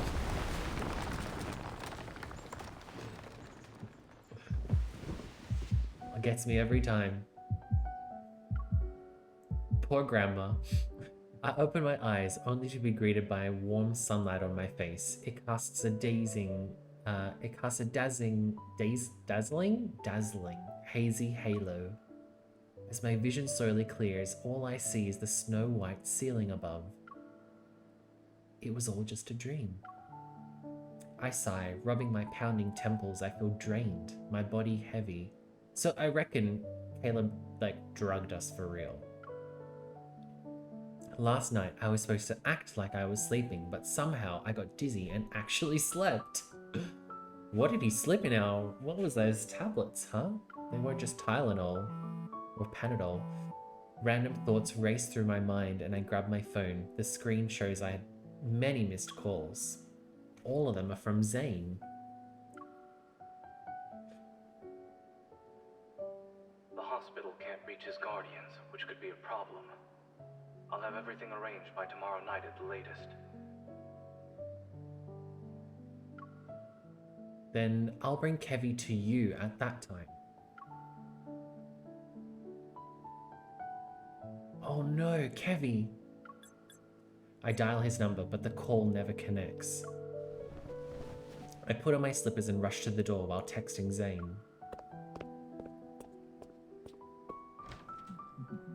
As I open the door, a barrage of loud news alerts burst forth as a morning sunlight casts a gentle glow on the floor. I change and run into the living room, only to smack right into a solid chest. You're awake. Caleb emerged from the bathroom. Steam is coming off his body. Why is he wearing clothes then, huh? I hold my phone and step back. Meeting his surprised gaze, I feel my heart pounding in my chest. When did you get back? Around the crack of dawn. He casually dries his hair with a towel and walks to the dining table. He grabs a piece of toast. Why are you in a rush to leave? I come to my senses, scrambling for a decent excuse. Oh, something came up. I won't be back in time for lunch. You need a ride? No, I'll be back before the sun sets.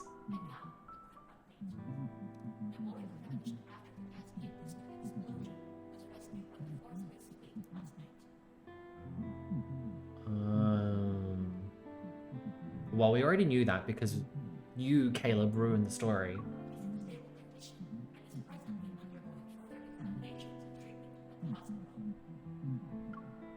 I freeze, staring somewhat incredulously at the screen in the middle of the living room. That missing kid has been found. Yep.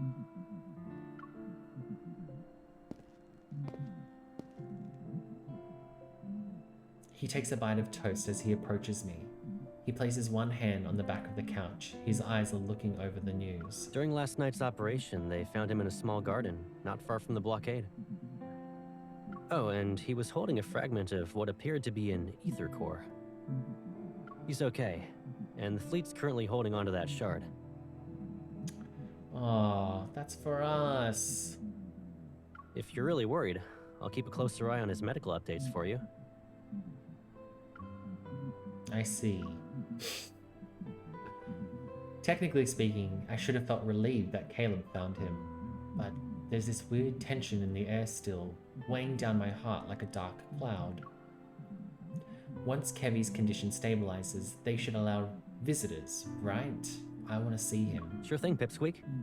But why the long face? Caleb used to be against me getting involved in anything related to the explosion, yet he's suddenly cool with it. It's all too suspicious, right? Like Caleb's got something happening. If this whole thing really was just an accident, a series of coincidences, then I should feel okay about it. I'm worried about him. The question I still want to ask remains in my mouth. I take a deep breath to calm myself and notice the faint scent of something metallic. Almost drowned out by the fragrance of his shower gel, it reminds me of blood. I grab his hand. Did you get into a fight last night? During last night's cleanup? Are you hurt anywhere? I'm A-okay. I thoroughly check his hand to ensure there are no injuries. Should we check the rest of his body for injuries too? Really, I'm fine. But all of a sudden, a cold hand touches my forehead. Looks like your fever's gone. I had a fever? Yeah. As soon as I got back, I heard you calling out to me in your sleep. So I figured I'd make sure you were doing okay. Was it a nightmare or something? It's nothing. Maybe it's because I've been pushing myself too hard lately, or maybe it was the nightmare from this morning. Either way, I feel anxious. I glance at Caleb, who's grabbing a jacket. He nudges my shoulder to direct me elsewhere. Why don't you wash up first? I didn't get a chance to take you somewhere yesterday. Do you want to go out today? Yeah. I want to go get Kevy back, because he's mine. I hesitate, and before I can nod, his phone vibrates. It's me. What happened? What's going on? The voice on the other end of the call wipes the smile off Caleb's face. His brow furrows. All right.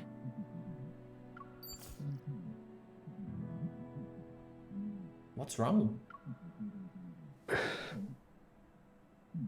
Mia passed away. Oh, what? No, come on. What's with this game? That's a bit rude.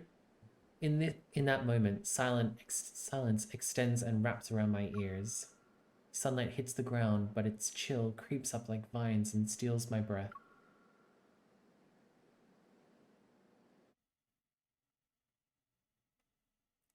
Mia died. Funeral. Oh, this is so wrong. Oh my gosh.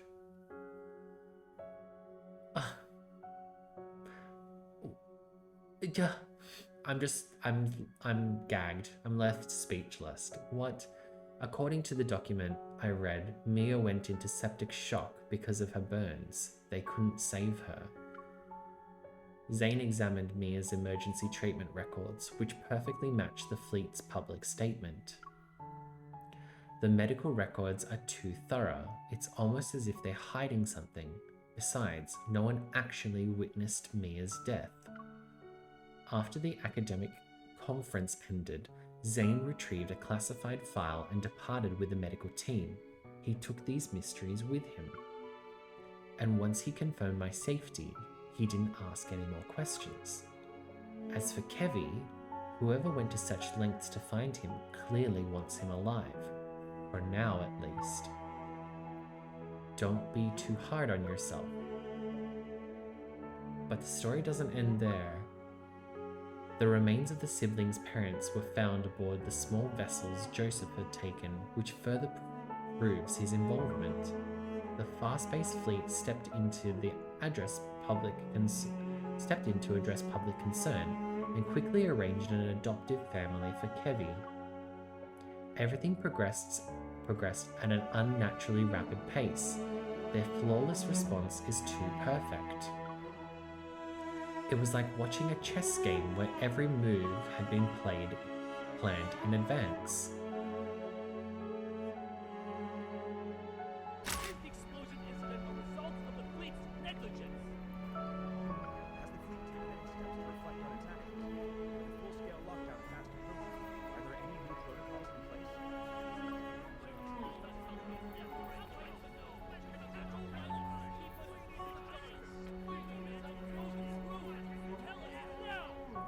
Why is there barricade tape at a graveyard? Beyond the barricade tape, reporters and photographers with cameras of all sizes gathered together. It's a bit rude at someone's funeral, yet it's eerily calm in front of Mia's grave. When the funeral ends, the crowd disperses. Kevy stands alone by the tombstone, fiddling with the black armband that continues to slide down. His face is smooth and boyish. There are neither crystals nor grief. Kevy, are you okay? Miss? He looks up at me, studying my expression before revealing a smile. Yeah, the professor has been very nice. I'm moving to a new place soon.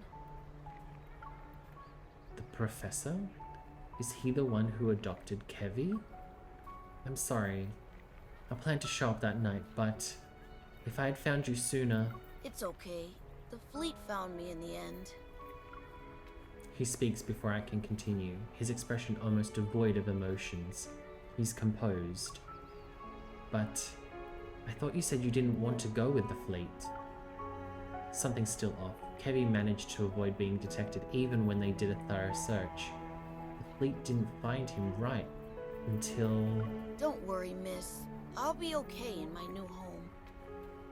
I'll miss my sister. He speaks as if he's stating a fact. And why would a person be sad about something that already became a fact? It's as if I'm the only one who's not quite ready to face reality yet.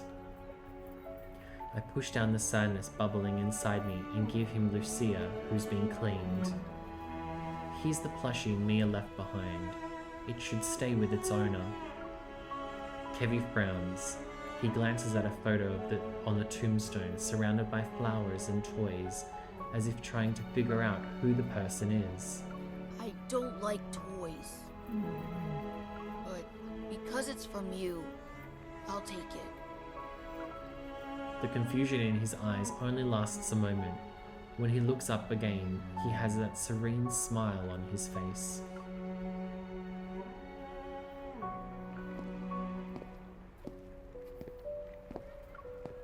After Kevy heads off for the new family, I stay where I am, and then I heard a familiar voice behind me.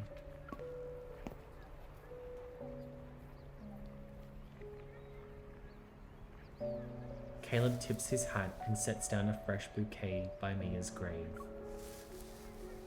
I'm sorry. Some fleet business got in the way.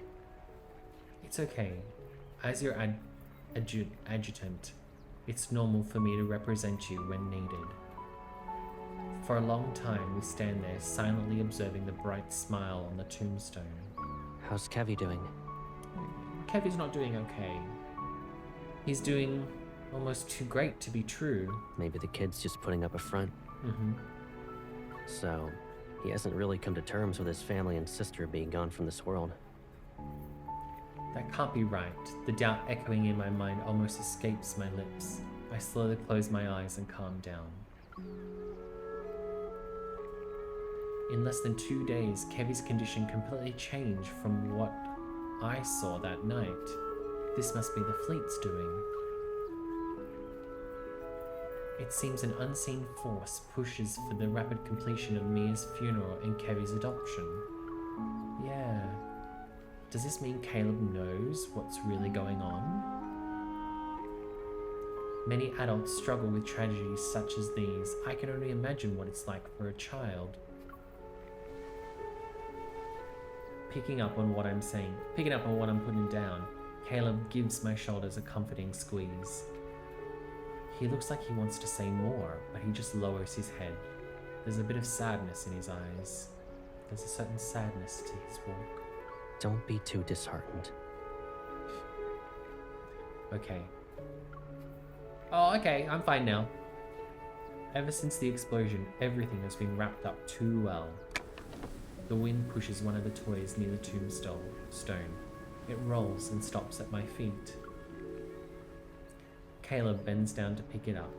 He dusts it off, and the insignia gleams silver under the dim light. I play with the hem of my shirt and hold back the questions itching to escape my mouth. I've known Caleb for a long time. I shouldn't doubt him with any evidence. Let's go. We can relax somewhere else. Colonel?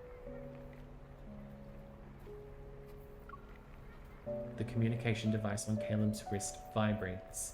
He grimaces. What is it? There's a large group of reporters outside. They're making a scene. I'll see what's going on. Yes, Colonel. Go ahead. I want to spend some more time with Mia. Okay. I'll be right back. Caleb. Just as he's about to leave, I stop him. I want to ask something. I look into that familiar gaze, letting go of the hem I've been clutching. I smile at him. No matter what happens, I can always trust you, right? Of course. He moves his arm, seemingly to ruffle my hair, yet he stops and instead pats my shoulder. He doesn't want the dirt on his hand to get into my hair. Wait for me.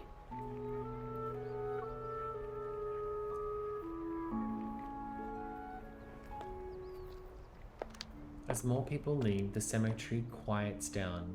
I go for a stroll, walking along a gravel path. I'm closer to the exit. But the question I couldn't bring myself to ask keeps flooding my mind. If the far-space fleet were the one who caused the explosion, what could their motive be? How much does Caleb actually know? Is there some untold story to how he has become part of the far-space fleet? Is it related to the Aether Core fragments? Is that why the fleet was desperate to get their hands on Kevy? But if it was just about the Aether Core fragments, they wouldn't have rescued him. Unless the kid has something more valuable. I mean, are we just talking out loud to ourselves and like Snake person here is just standing in the bushes behind us like, do you say something? A cool breeze interrupts my thoughts. I turn around and see a dark figure behind me. He leans against the tombstone, his tongue darting in and out like a snake. Cracks and blotches decorate his face. In this world, a lot of people want an Aether Core, but only a select few can handle its power without being devoured. And finding individuals like that is incredibly rare. It's you again. You're not even pretending to be surprised. Snake freak. Viper. Why are you here? To kill you, obviously. How lame. Ignoring his bluff, I pull back my gun. Who are you? Are you one of Ever's assassins, or just someone who's interested in the Aether Core? You managed to avoid the correct answer. He smirks, his expression showing no signs of being amiable. He holds out his hand to me. Let me introduce myself properly. I'm Caleb's friend. You can call me Viper. Seeing how I don't react, he shrugs and takes back his hand. Are you implying that what happened to Kevy was caused by his ability to use an Aether Core? Don't be too suspicious. Though, seeing you be manipulated like this is annoying. I'm here to lend a hand. Don't you want to know what the Fleet and Caleb are really up to? Yeah, we do. What makes you think I'll believe you? When I express my doubt, he's caught off guard. Fair point. While we're talking, a faint hum of a car drifts from the cemetery and extends over the wall. I look in its direction. The rear window slowly goes down. Kevin waves at me, an iron fence between us. I can't discern who the person next to him is. It's probably his new guardian. What a lucky kid. Saved from the fate of being a normal person. It's better to dance to the tune of the strong than live a plain life. A pawn is still a pawn, but they have a chance to survive to the end of a large chess game. What have you done to him? Finally, you're asking the right questions. A hint of mockery flicks in those grey eyes that are fixed on me. Don't you care about him? Go and see for yourself. Without realizing it, I catch a small, shiny object that was hurtling towards me. I open my palm and see a uniquely shaped disc. Tomorrow afternoon, Chell 7, 93rd Azure Way Road. See you later. That figure sways with the wind before instantly vanishing like mist. Ooh. Yeah, I wonder who the snake who Viper works for. He says he works for Caleb, but that doesn't make sense. Lurking. Part 3. Chell 7, 93rd Azure Way Road.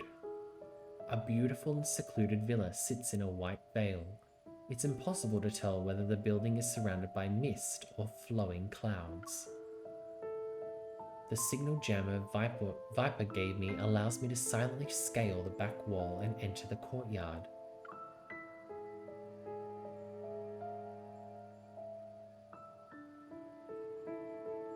The tree's shadow casts diagonal lines across the grass and meticulously trimmed shrubs. The wrought iron fence enclosing the entire space resembles a carefully crafted prison. What exactly does Viper want me to see? Walking around the tree shadows, I notice a familiar figure standing in the center of the garden. Miss, you're visiting me. He smiles, seemingly unperturbed by my sudden appearance.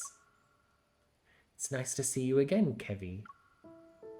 I respond with a grin that holds an equal amount of warmth to his smile. Is this your new home? Is everything okay? The professor said I'd finish my coursework here.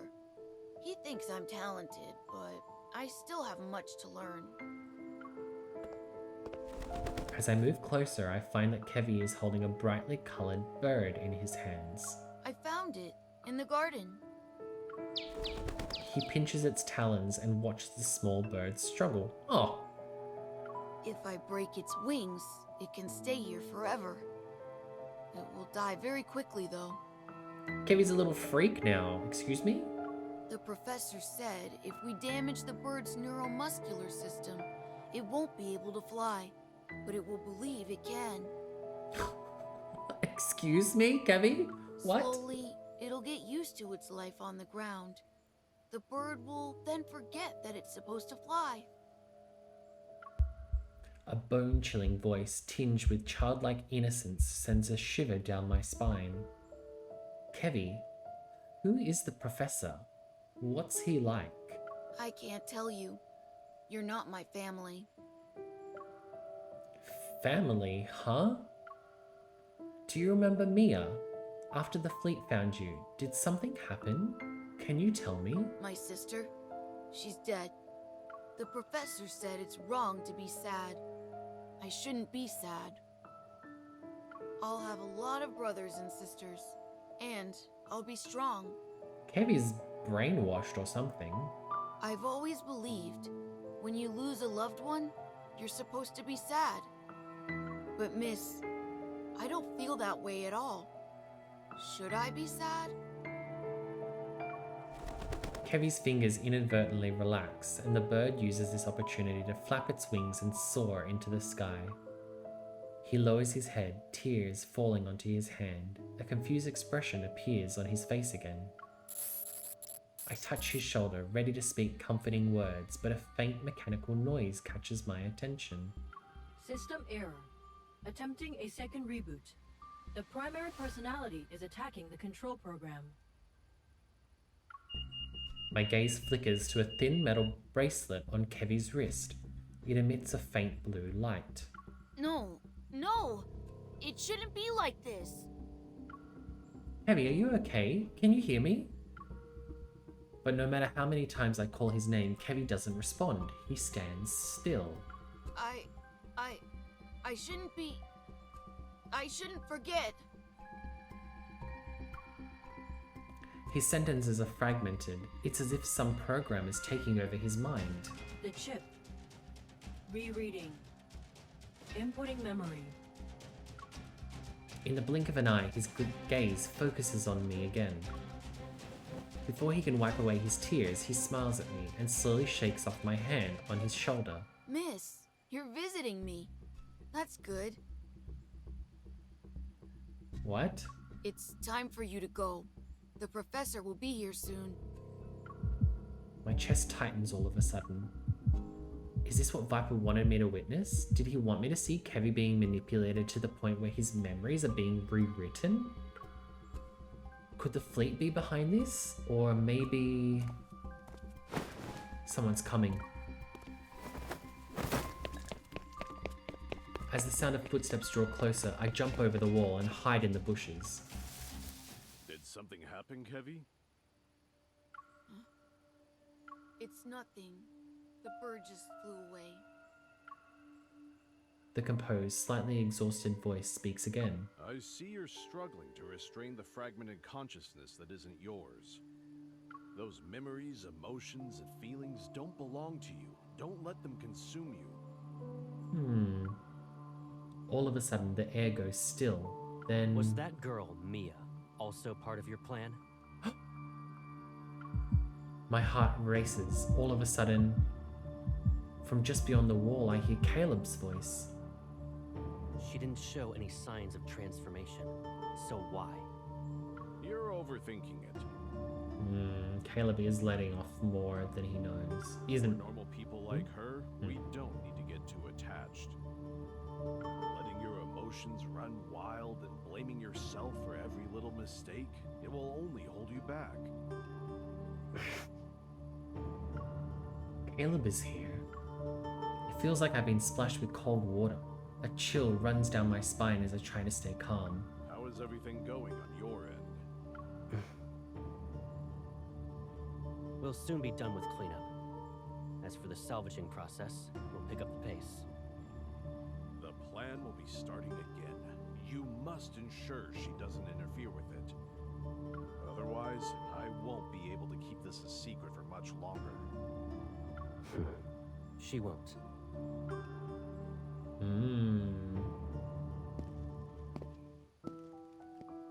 Stepping outside the gate to the garden, Caleb senses something. He stops in his tracks and turns around.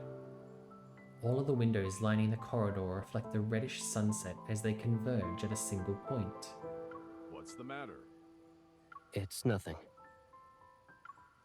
The fleeting figure appears to be a trick of light. He averts his gaze, observing the layers of fog which cover the outer wall. If that day truly comes, and she discovers everything, I'll keep her hidden. She'll be in a place where no one can find her.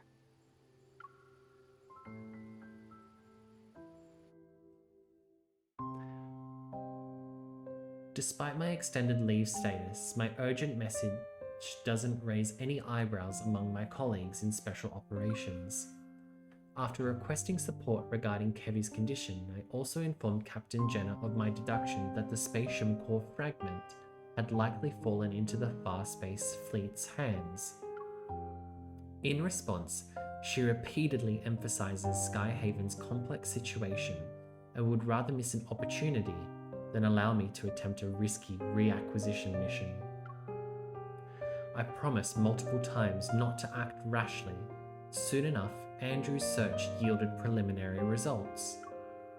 Unsurprisingly, look up Far Space Fleet and mind control chips gave no results. Of course, I understand. As I end the call, the clamor of traffic fills my ears. Above me, interwoven orbital tracks gleam like flowers streaming of stars. The bustling scenery around me feels surreal. The moment I stop focusing on work, all the thoughts I've been pushing down start to rise up. Caleb wasn't just aware of the Far Space Fleet's action. He might have been involved in this scheme. Could his consistently vague whereabouts and highly classified cleanup be a part of it? And what happened to the siblings was definitely not an accident, as the professor claimed. One thing's for certain, even if Mia's death was an accident, the fleet deliberately took Kevy. The fleet must be using some kind of chip to control Kevy and Joseph. They probably have goals that extend beyond obtaining ether core fragments. I lower my gaze and notice a metallic glint from my pocket. The necklace I had gifted Caleb still adorns my neck. Amidst the chaos these past few days, I had forgotten to return it. And in my coat's hidden pocket is a new stealth monitoring chip I brought from Special Operations, just in case. Forgive me, Caleb. After a few minutes, I finally pull out my phone and dial Caleb's number. Hey. What's up? Nothing really. I just wanted to tell you my extended leave from the association is ending and I'll be heading back to Lincoln soon. Has the date already been set? No. I've been in Skyhaven for a couple of days and got caught up in all sorts of things. I haven't had the chance to properly spend time with you. When will you be free? Is right now good? Sure. I'm ready when you are. Do you have a place in mind? I look up. A nearby tower, the Aerospace Center, looms over me, its spire piercing the sky. Moonlight gently shines over it. It used to be Caleb's stomping ground back when he worked at the Deep Space Aviation Administration. The serene scene changes as holographic advertisements dance along the clouds. Head over to the Sunset Promenade on the Aerospace Center's outer ring to witness a typeless supernova thousands of light years away. I heard there's a supernova today. It's not every day we get to see that, right? Let's check it out. Meet me at the Sunset Promenade in an hour.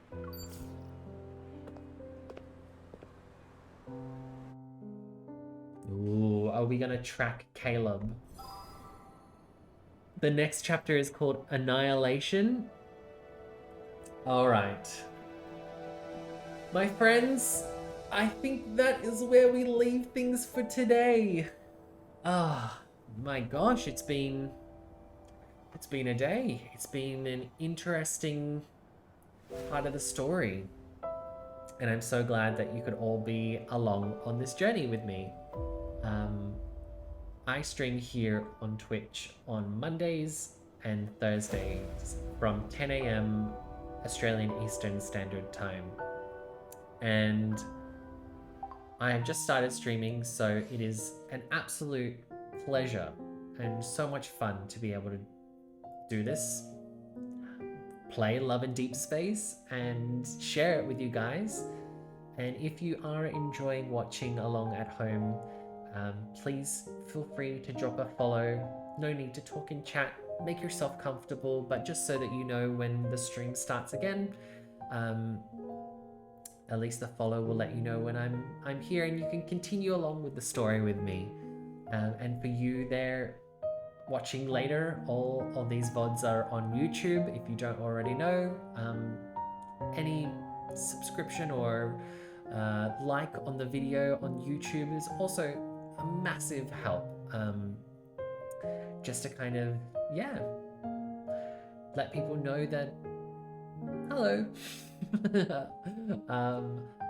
But anyways, I am going to head off for the day and enjoy what is left of this cold afternoon. Again, it's been an absolute pleasure. I hope you've enjoyed your time here together with us. As always, stay cozy, and I will see you all back here 10 a.m. this Thursday. All right. Have a lovely day, everybody, and goodbye.